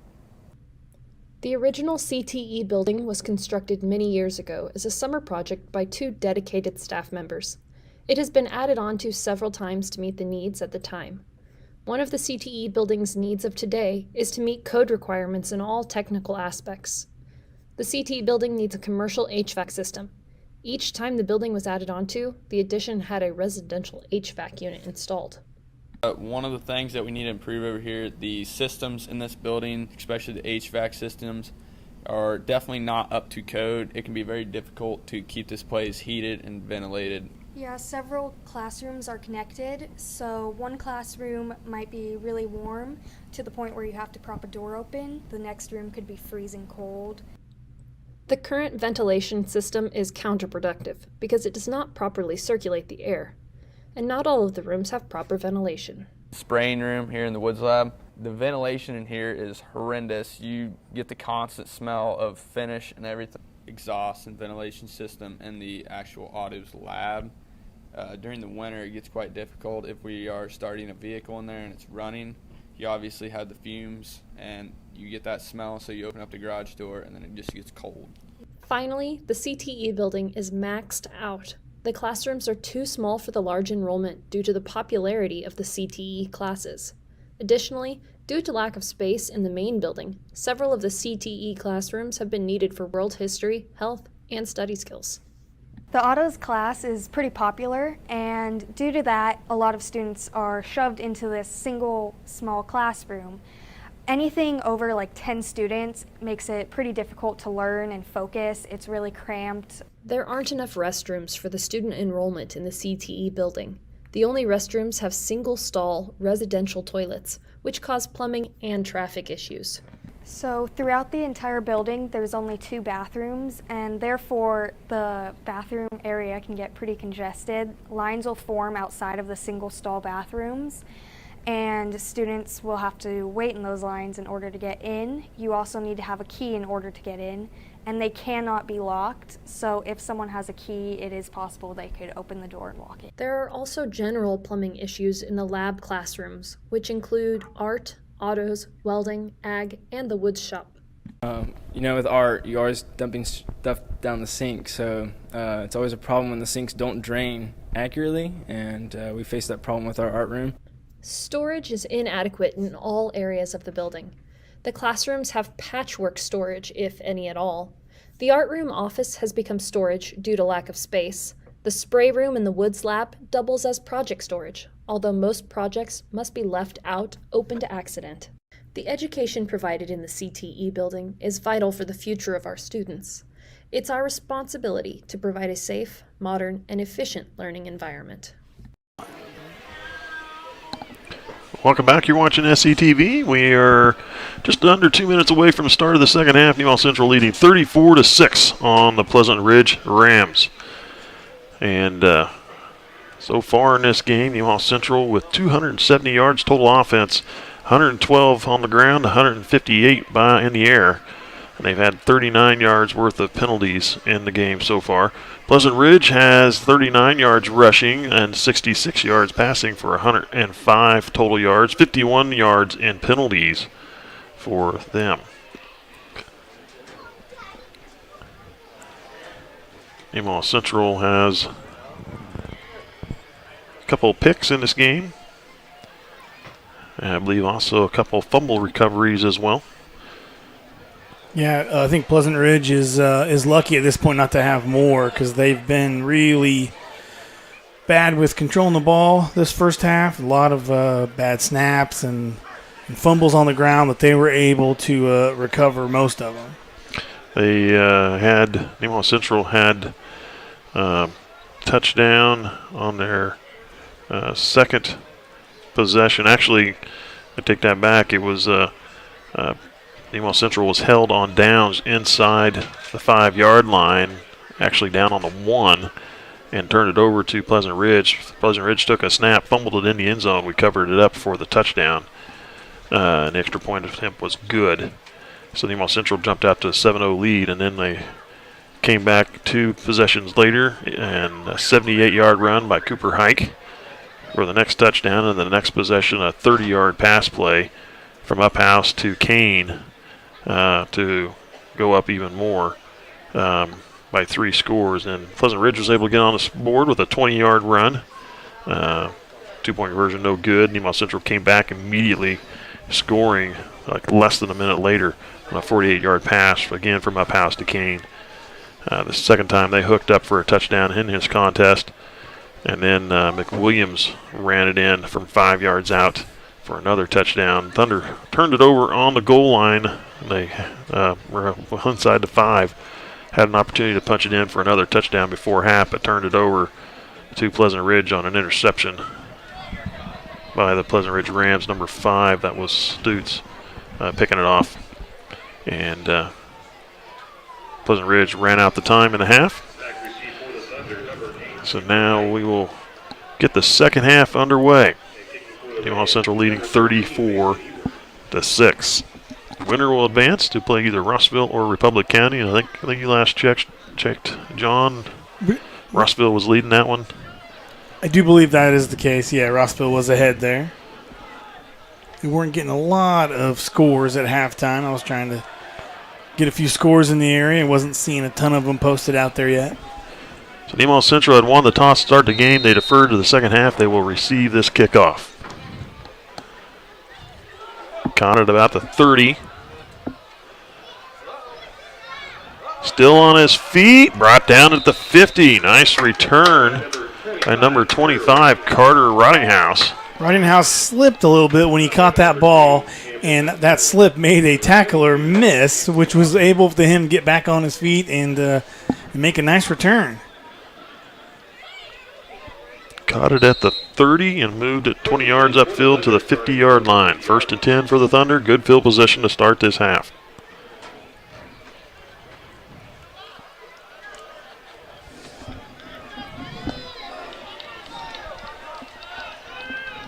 Two receivers near side, one to the high. Hand off into the middle.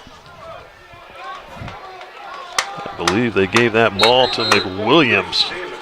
Bowled his way forward. Nice hard run by McWilliams. He took a big hit there, but still was able to drive his feet and get a couple extra yards after that hit. Gain of 8 on the play, and the Thunder quickly on the ball. McWilliams again. Got caught in the backfield that time. Couldn't make any yards. No gain on the play. Be 3rd and 2. Brings up 3rd and 2 for the Thunder. Football at the Ram, 42-yard line.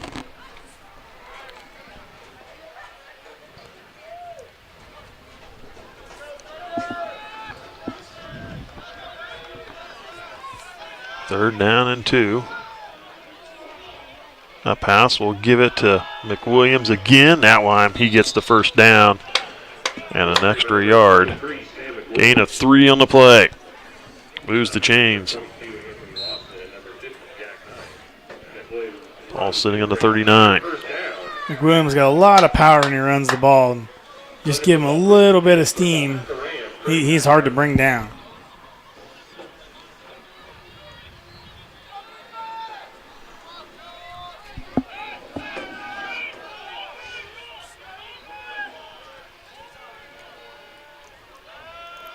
Williams goes into motion. They'll swing it out to McWilliams with the incomplete pass. Hits him at his thigh pads, incomplete. Yeah, just a little bit low for him to be able to bring that in on the run like that. It's a good play, and he had room to run if he'd have made the catch. He had some blockers. Blockers ahead of him. He definitely had, it was developed well. Just need to bring that ball in. And part of that's on Uphouse. He's got to make that pass where it needs to be caught. It's where he's in stride. When he's Trying to catch a ball on a run like that, you got to have it right where it needs to be for them to be able to bring it in. 2nd and 10. 2 receivers near, 1 to the high. Pass. Throwing. Caught by Kane. Nice catch by Kane. Cut back to the inside and made the catch right in front of his defender. Adams with Pleasant Ridge just kind of swatted at the ball as it came in, but I don't think he thought he had a chance to catch it. I thought he was too low to the ground, but it was able to make a really nice catch. Gain of 14 on the pass play and moves the chains.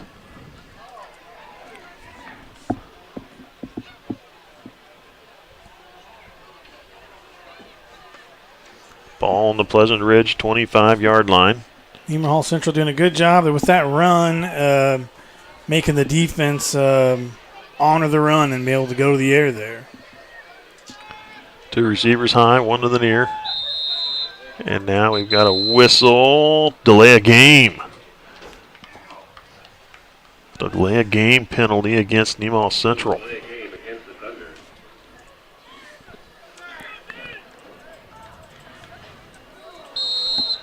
So that'll move him back to the 30-yard line.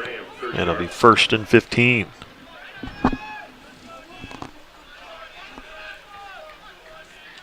Up house, gives it to McWilliams. Maybe a yard on the play is all he gets.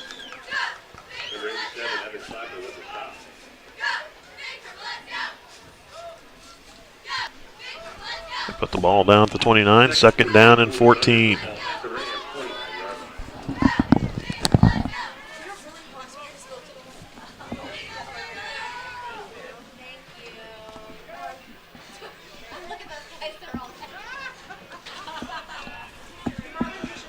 Second and 14. Up house, looking to pass. Down the middle.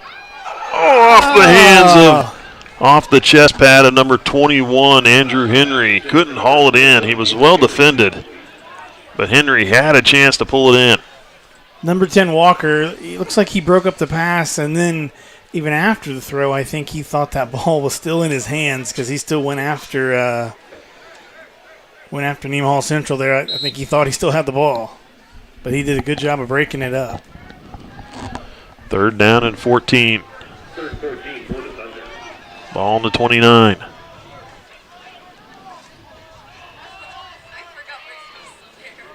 Up house is going to roll it out. Far side, throws it up the field. That one may be incomplete. Again, just a little low on that pass, but it's a tough pass to make on the run with someone chasing you. 2 incomplete passes. Back to back, and it brings up 4th down. 4th and 14. They need to get the ball to the 15-yard line.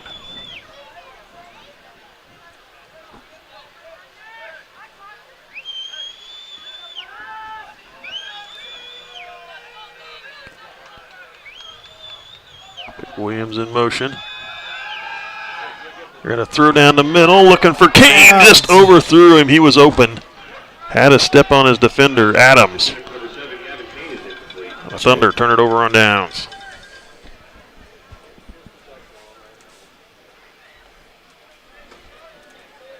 McWilliams did a great job on that play. He went out, looked like a lateral pass, and he did a great job of making it look like that's where the ball was going, and they went deep and just missed it by a step.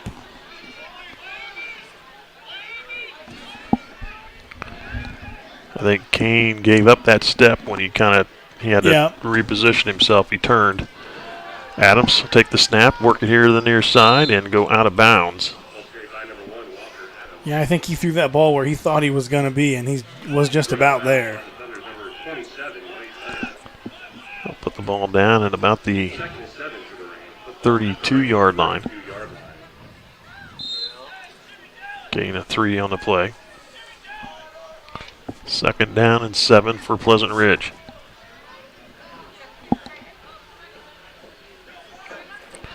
Walker Adams looking to throw. Gets it off.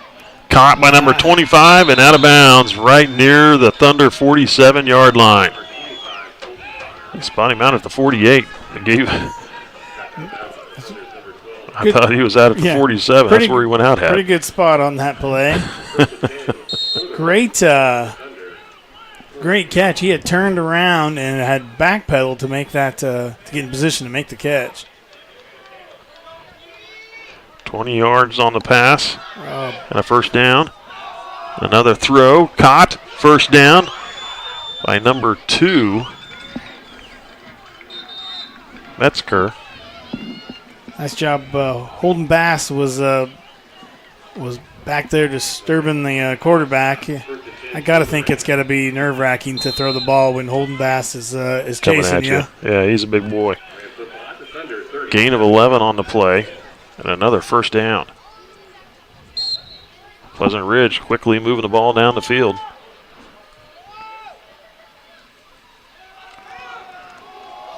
Knocked down by Bass. Bass again. That last play where Bass was in the backfield, and he was also on the tackle. He was right there with the tackle as well, so he was hustling across the field both ways. 2nd and 10 from the Thunder 37-yard line. Swinging out to the near side. Caught by number 87. He picks up the first down. Ran his way through a tackle. Stapler, slapper, not for sure.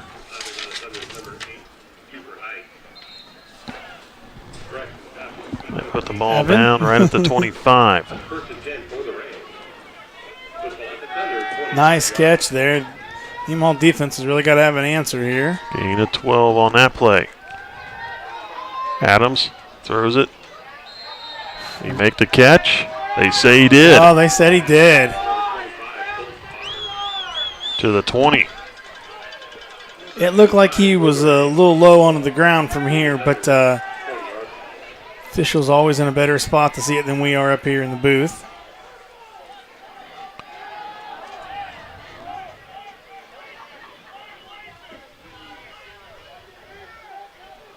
So Pleasant Ridge starting at their own 29 and 6 plays later have it to the Thunder 20. Oh. Nice job by Nemaha Central making the stop. Got a couple players down. Kane, it looks like Kane or Hunley. Slow to get up. Blake Stahlbaumer was slow to get up as well. Yeah, a couple guys there. Looks like they all kind of hit at the same time.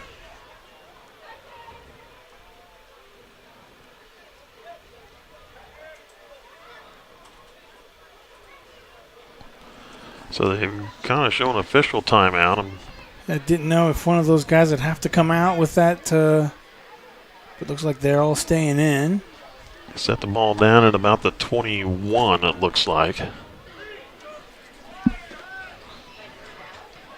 Gain of a yard. 3rd and 6 for the Rams. Football at the Thunder 21-yard line.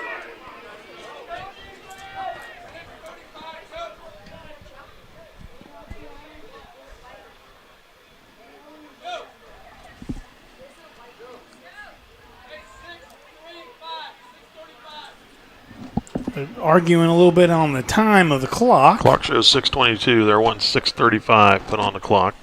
The officials asking for that. They got it.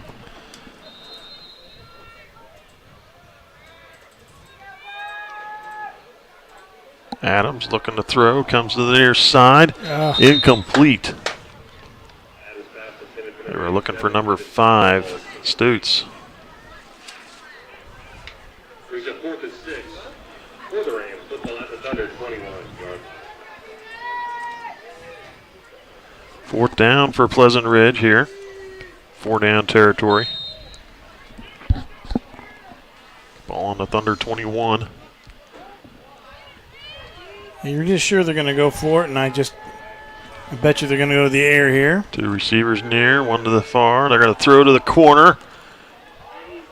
Incomplete, and a flag comes in. I just don't. A couple flags coming in. It looked like he slipped a little bit. I don't know if they're going to call him on for pass interference on the defense. Williams out there on the deep pass defense. From up here, it looks like the offender just slipped, but I think a couple officials saw the same thing, and that's pass interference on Nemaha Central. That's what they're calling and that will give Pleasant Ridge a first down.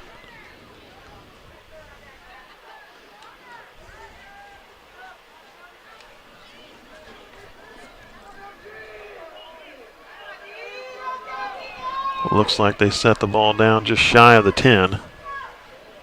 So they result in a first and 10 for the Rams. Football spot is just outside the under 10-yard line.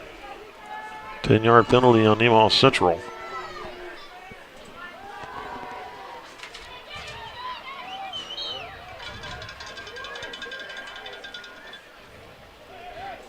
Ball turned by number 24, Lucas Spy. Ball will be spotted down at about the 8, it looks like.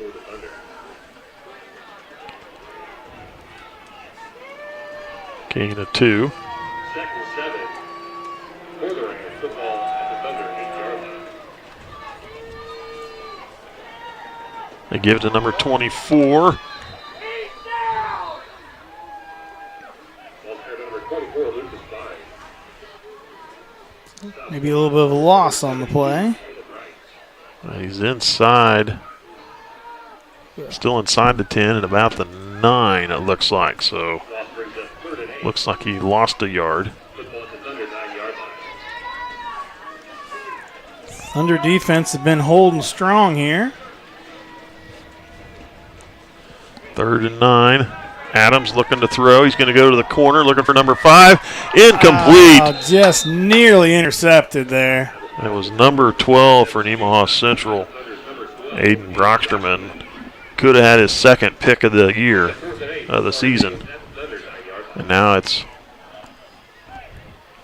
4th down for Pleasant Ridge. Yeah, Brocksterman had about 8 fingers on that ball. He just needed 2 more to bring it in. 4th down for Pleasant Ridge.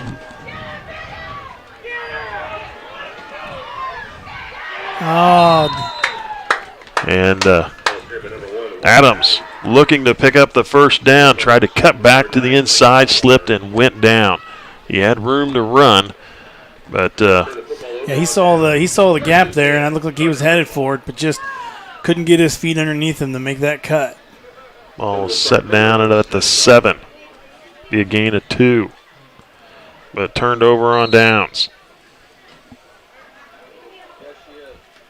I'm sure Nemaha Central is going to stay to the ground here for a couple plays just to give themselves a little breathing room on the end zone. We've all seen what happens when you get a fumble in the end zone.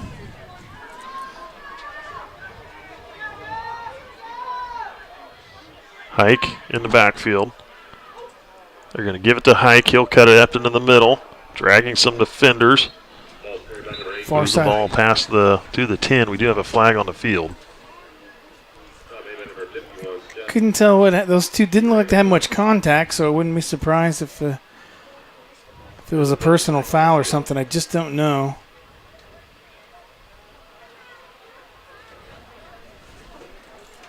It was definitely after the play started.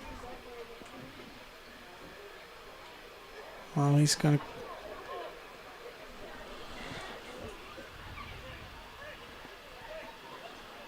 Flag is sitting at the 15-yard line. It's like Pleasant Ridge is pleading his case a little bit.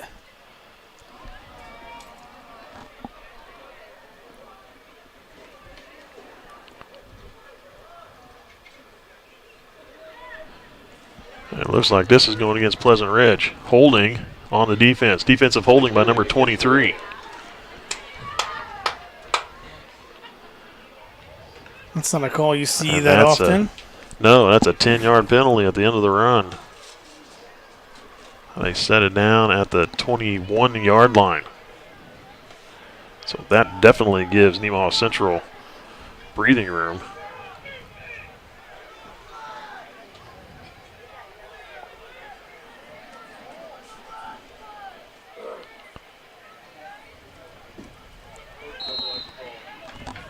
result in a Thunder 1st and 10. So 1st and 10 for Nemaha Central on the penalty. Football at the Thunder 21-yard line.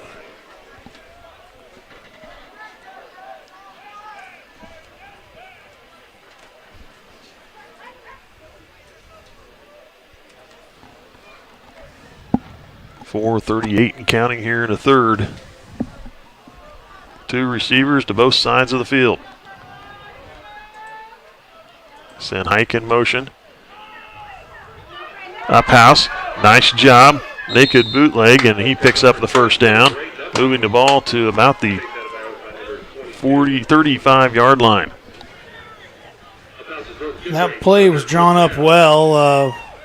Went in motion, and really all the defenders were headed to the far side of the field, and he was able to. And Hermish took his cornerback, defensive back up the field to Yeah. clear the way.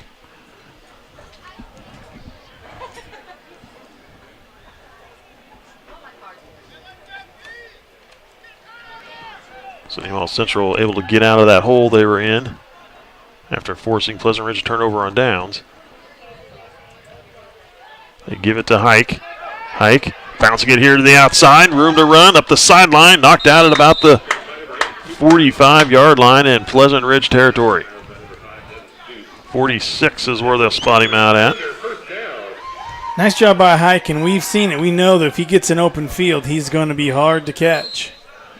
19-yard run by Hike. 3 straight first downs for Nemaha Central.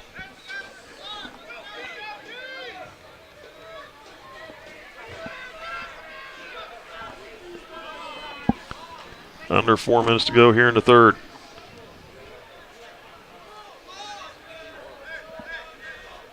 Two receivers here to the near side. Up house. Cuts it back into the middle of the field. Past the 40 to about the 39.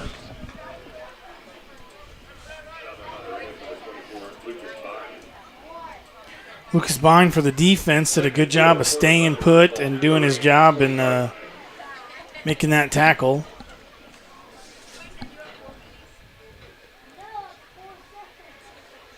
Second down and 4 for Nemaha Central. They need to get the ball to the 36-yard line.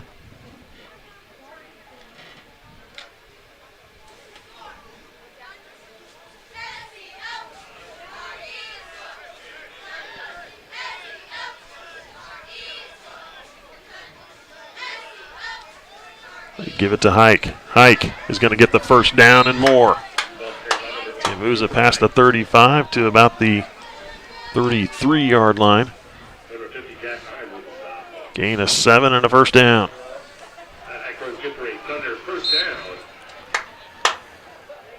Nice job by Hike. He puts his head down and just runs. He's definitely their workhorse running back right now.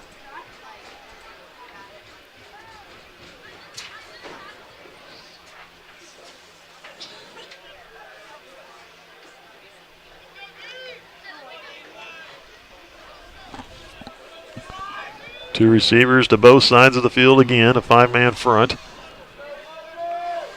Hike beside Uphouse, takes a snap. Uphouse is going to follow Hike. Uphouse bouncing it to the outside. He's going to man to beat. Round the corners, tiptoeing down the sideline before he goes out of bounds. Braden Uphouse gets the ball inside the 15 down to the 12-yard line. Great job there. Was it Hike that was the lead blocker? He took out 3 defenders, letting him have room to run and getting the yards he did out of that play. Nemaha Central has ran 6 plays, and they've got 4 first downs. They started on their own 7-yard line. They now have it down to the Pleasant Ridge 12. 2 receivers near, 1 to the high. And now we have a whistle. Sideline warning against Pleasant Ridge.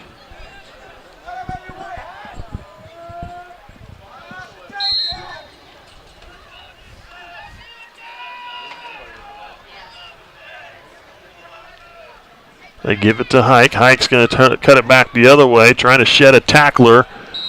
Bounces off another. Nice. Able to move the ball inside the 10 down to about the 8. Nice run. That tackler was locked onto him, and Hike just could not shed him. He was able to make the tackle, but not after a 3 or 4 yard gain there.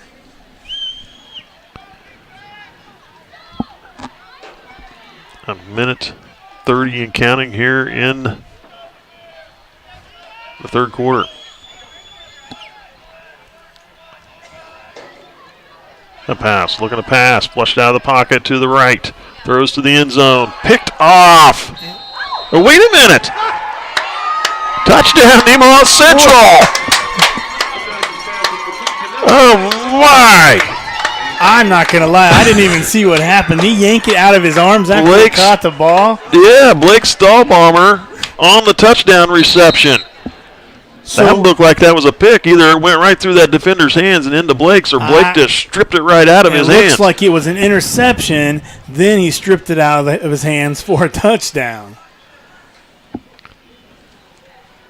So 40-6, Nemaha Central. The extra point to come from Thomas. That one is good. Nemaha Central 41, Pleasant Ridge 6. We'll take a break, and we'll be back. This isn't Madison Square Garden. These drills probably won't make anyone a #1 draft pick. But these players are practicing for something important. While they work on their jump shots, they're also learning teamwork, discipline, self-confidence, how to deal with wins and losses. Skills that will make them winners long after they leave the court.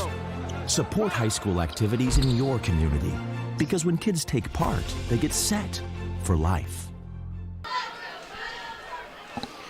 Yeah, that was quite a play there in the end zone. It looked like what happened was the defender for Pleasant Ridge had made an interception, but then Nemaha Central was able to knock the ball out of his hands.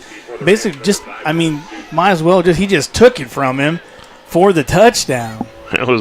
That was something. It looked like a pick from here. Yeah, to turn around and see Blake Stahlbaumer holding the ball up in the air, it's like, I got it, man. That was something. Short kick, lands at the 30, picked up at the 28. And then ultimately brought down at about the 31, it looks like. When this is over, I'm going to go back on YouTube and watch that, because I want to see exactly how that went down, because that was crazy. Pleasant Ridge has the ball on their own 32-yard line. They gave them a good spot there.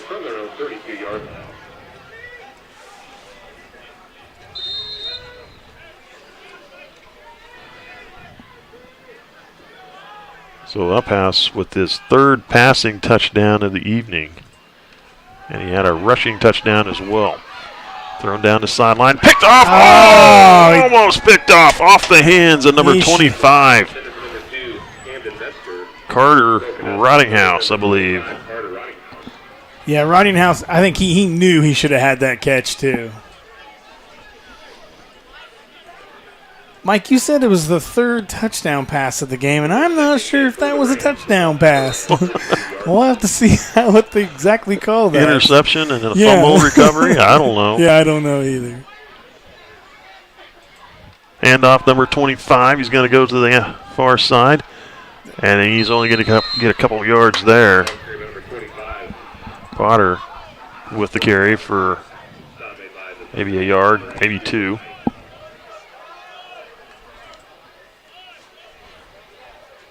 Set it down at the 33. He gets just a yard. Third down and 9.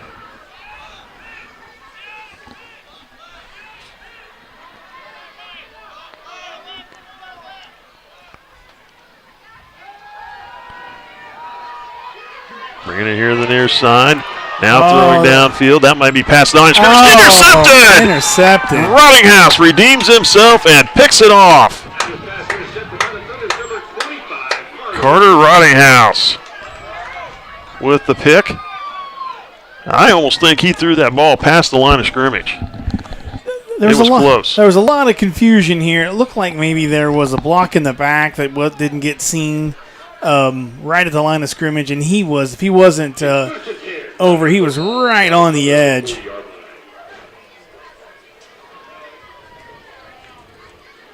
So Pleasant Ridge with another turnover. It's their 5th turnover of the game? Yeah, like I said, they've been fortunate not to have more as much as they've been having the dropsies here tonight. 1st and 10 for the Thunder at their own 40. Leonard in motion. They give it off to Wick Williams. Wick Williams trying to bounce to the outside, keeping his feet, and now he's going to get stacked up and brought down after a gain of about 4, it looks like. Wick Williams is, again, one of those running backs that until the whistle's blown, you just don't know if he's down or not because he keeps those feet driving. And that's the end of the 3rd quarter. Nemaha Central leading 41-6 on the Pleasant Ridge Rams. You're watching SCTV. We'll be back with the 4th and final 12 minutes of this game. On any given Friday night, you can find us here, illuminated only by the clear night sky and stadium lights. The ball field, a place for fierce rivals and close friends. A place for celebration, a place for family. We know what it means to come together, to be a part of something bigger, to be united. United Bank and Trust. Banking for your way of life. Member FDIC, Equal Housing Lender. we're still discussing this potential touchdown, fumble, end zone. It was no potential. It was a touchdown. Whether or not it was a touchdown pass or if it was a fumble recovery in the end zone.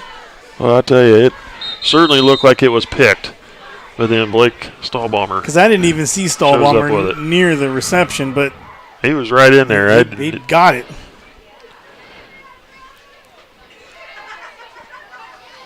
We're certainly hoping our cameraman got that one. Because we want to go back and look.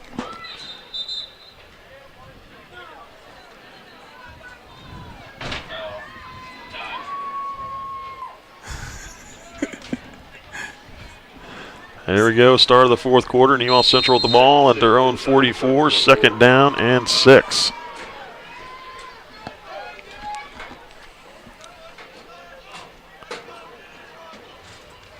A pass, giving it to McWilliams. And now a push from his help from his lineman. He may have picked up the first down. He may be just shy, though, actually, it looks like. Really close. Spot of the ball, puts it right at the nose of the 50. He gets that should be a first down. Looks like they need to ask for a measurement on that. No, the official moves it back. Instead, they just moved the ball back. I thought he had enough, just a little bit of a thrust there at the end of that run. I thought he had the first down. 3rd and very short. They give it to McWilliams. He's going to he should have the first down. He does, and he's going to slide off a few tackles and pick up some more.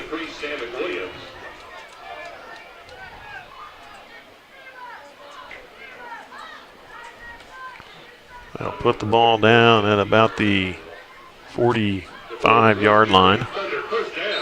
5 yards on the carry, a first down.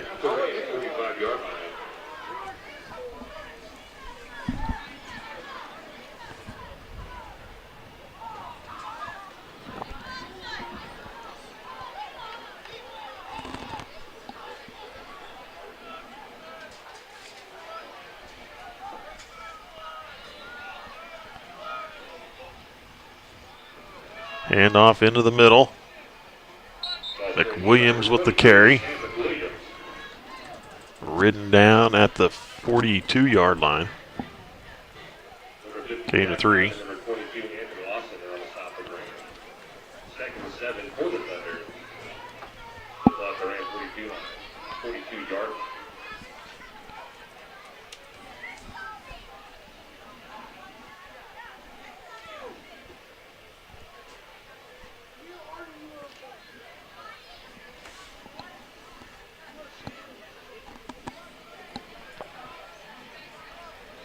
Two receivers near, one to the high. A Pouse takes the snap. He's going to bounce it here to the outside, looking to run it. And he's going to go down, out of bounds, stopping the clock. That's not what you want to do. You at least want to keep the clock running with this kind of a lead. Yeah, it looks like he put the brakes on, trying to stay in bounds and just couldn't get it done. He came busting over here to the sideline, and then he realized too late that he gets stopped and stay in, but he'll lose yards back to the 44. And the defense did a good job of stretching that play out, and when you do that, you get opportunity for other defenders to get to the line of scrimmage and help make the tackle. 3rd down and 9 for Nemaha Central.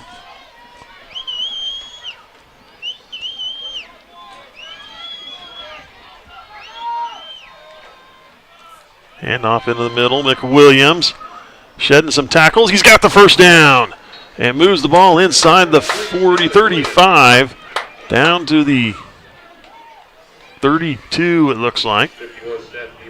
I always use that term when you see a hole in the line of scrimmage. We always would say there's a hole as big as a truck can drive through, but that time there was a hole about the size of a moped, but he found it and was able to break it open and get some good yardage. 12 yards and a first down. Moves the chains, keeps the drive alive and moving. The clock running, 8:50 and counting here in the 4th quarter. With that rush, they move over 407 yards of total offense for Nemaha Central. There's a nice run by McWilliams again. Another nice run by McWilliams. Moves the ball down to the 20. Another gain of 12.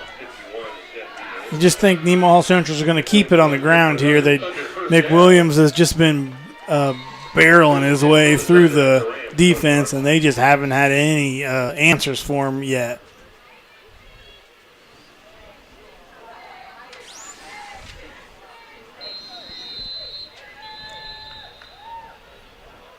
Now we have an official timeout called by Pleasant Ridge. 8:23 to go here in this game. Nemaha Central leading 41-6 on Pleasant Ridge. We'll be back in just a moment.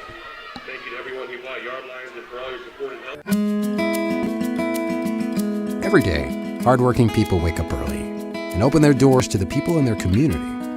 They provide more than just goods and services. They create relationships. Small business is alive and well, making life in our communities possible. You know what it means to support, to be part of a community, to be united. United Bank and Trust. Banking for your way of life. Member FDIC, Equal Housing Lender. For every Friday night, the Friday Nighters from Marketing Field. Our chain gang every week works hard over there on the far sideline. Our timekeeper, clock operator, scoreboard operator, and our spotters. Thank you all very much. Perry the Compton 20, so about the 7. That game being played at Perry the Compton. Riley County 18, Russell 15 in the 4th quarter. That's a close game. There's a run by McWilliams, finds another hole crease in there, and he goes in for a touchdown. McWilliams again finds a slot the size of a moped. He scooted right through. He was on it. Yeah, you just knew they were going to keep it on the ground with him. When he gets to rolling, he's hard to stop. And like I said, Pleasant Ridge this series hasn't really seen any answers for him at all. McWilliams with a 20-yard touchdown run. That was a long drive for Nemaha Central. Extra point from Thomas is good. 47-6, 48-6. Nemaha Central with 8:17 to go in the game. You're watching SCTV. We'll be back. Hey, great party. Oh, thanks. Here you go. 1 hamburger, medium well. This is well done. No. That's medium well. What? Are you calling me a liar? This thing is practically burnt. That's it. You're not going to come to my house and tell me how to cook a hamburger. I don't grill it. You wouldn't do it there. Gotta be crazy. So don't do it here. Sportsmanship. It's up to you.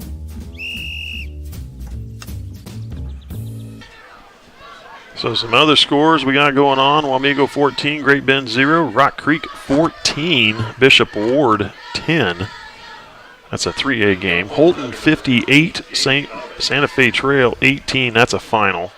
It was 14-10 Rock Creek. That was at a halftime score. Marysville 7, Southeast of Saline 60 in the fourth quarter. Rossville 42, Republic County 0 in the third. Osage City 47, Southeast Cherokee 2. That must have been a safety. That one's a final. St. Mary's 34, Mission Valley 0 at half. Jackson Heights 50, Central Heights 3 in the second quarter. Silver Lake 56, ACCHS 20 in the third. Frankfurt 60, Lakeside 40, a final there in 8-man. There's a return out to close to the 40-yard line. Axtell 48, St. John's of Beloit 0. That was a final. That game played, I believe, last night. Axtell and Hanover will play each other next week in 8-man. That'll be another good game. That'll be a good one. Axtell beat Hanover earlier this season to start the Hanover's 3-game skid there. But Hanover had some players hurt, and they've got them all back now. So imagine that will probably be a pretty darn good contest between those two teams. Looks like if things continue the way it is, looks like nice little toss and run there. Was able to finally get him out of bounds about the 40-yard line. Potter with the carry. Yeah, things continue the way they are. It looks like Nemaha Central will be playing at Rossville. At Rossville next week. That's what it appears. Which should be a really good penalty game. On the play. Goes against Pleasant Ridge. One of their better runs here in the last few series gets called back on a holding penalty and back to the 30. First and 19.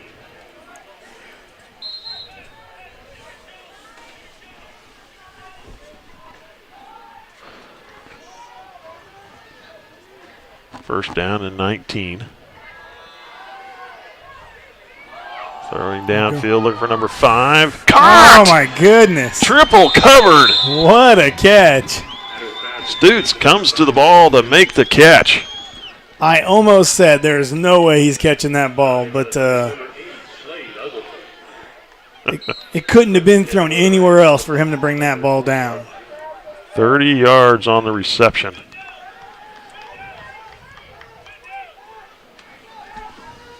Yep. Looks like they're going to go to the air again here. Adams looking to throw again. Down the middle. He's going to overthrow his receiver, looking for number 25. Potter, incomplete. Potter's incomplete. Defending for the Thunder, number 10, Reed McKee, and number 12, Keenan Brockstrom. 5:25 and counting. That should be a stopped clock, I thought. But is it a running clock now? I think it is a running clock. Well, I thought they had to be up by 45, and it's only a 42-point differential. I guess I'm wrong. Adams flushed out. Running to the right. He's going to get the first down. Rottinghouse, I think, is able to push him out of bounds.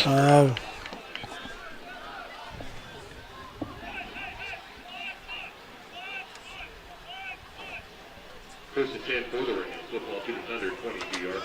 Ball spotted down at the 22. Gain of 18 by Adams. First and 10. Adams will run it again. And goes out of bounds. Yeah, with the game the way the score is now, you know, if they score or not, it's not going to change the outcome too much. But football is a very prideful game, and the defense does not want them to score, and they're going to do everything in their power to stop them. Second team defense on the field.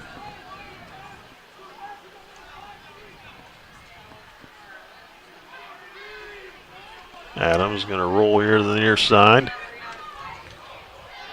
Escapes one tackler. And there's going to be a flag I think is going to get thrown. Caught for a touchdown. Oh, I don't know. The official tucking his flag back in his belt. He didn't throw it. Boy, Touchdown. He was really close to the line of scrimmage when he jumped to throw that ball. He's in the end zone for a Rams touchdown.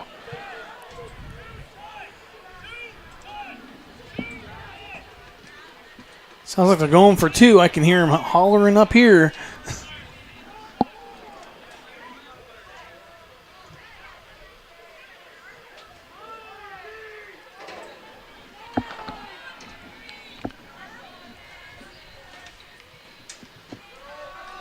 They're going to run it in for two. Good. Got it. 2-point conversion is good, and Pleasant Ridge gets another 8 on the board. 48-12 is the score. 48-14 is the score with two. The clock needs to stop, and it's still running. Because it should stop on a touchdown and timeouts. We'll take a break. You're watching SCTV. National studies show that students who participate in activities like music, sports, and drama not only have better grades and attendance, but they develop the character to handle adversity, the grace to accept defeat, and the self-confidence to start over.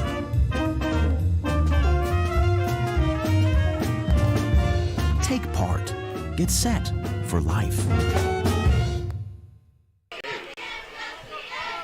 A little confusion up here in the booth. The clock is still running. Typically after a score, the clock would stop. Even under a running clock situation, I thought. Me too.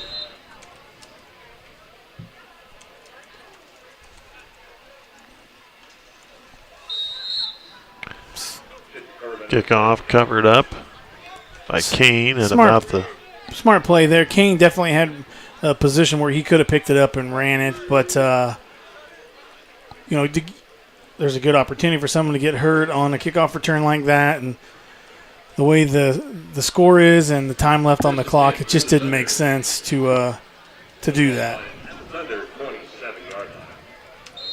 And I wouldn't be surprised if you don't even see him run a play here.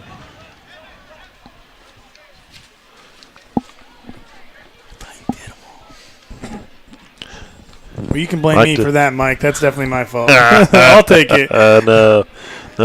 We'd like to mention our sponsors here for SCTV. I usually try to get them mentioned earlier in the broadcast, and boy, I just looked up and saw the papers like, darn it.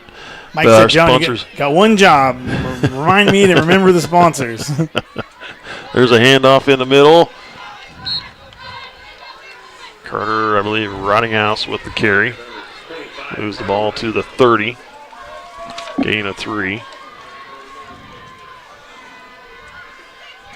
I'd like to recognize our sponsors for SCTV. We have Ag Partners Co-op, Community National Bank, Crestview Manor, Durland Auto Parts, Elk State Bank, Farm Bureau Insurance, First Heritage Bank, Life Care Center of Seneca, Mitchell Appliance, Nemaha Valley Community Hospital, Nemaha Valley Motors, New Hope Baptist Church, S&S Automotive, SBS Insurance, Saints Peter and Paul Church, United Bank and Trust, United Methodist Church, and Water Conditioning of Seneca. Those are our sponsors for SCTV. I'd like to thank them for supporting us and helping us bring the programming and content that we do to you in this community. Timeout called by Pleasant Ridge to stop the clock at 4 seconds.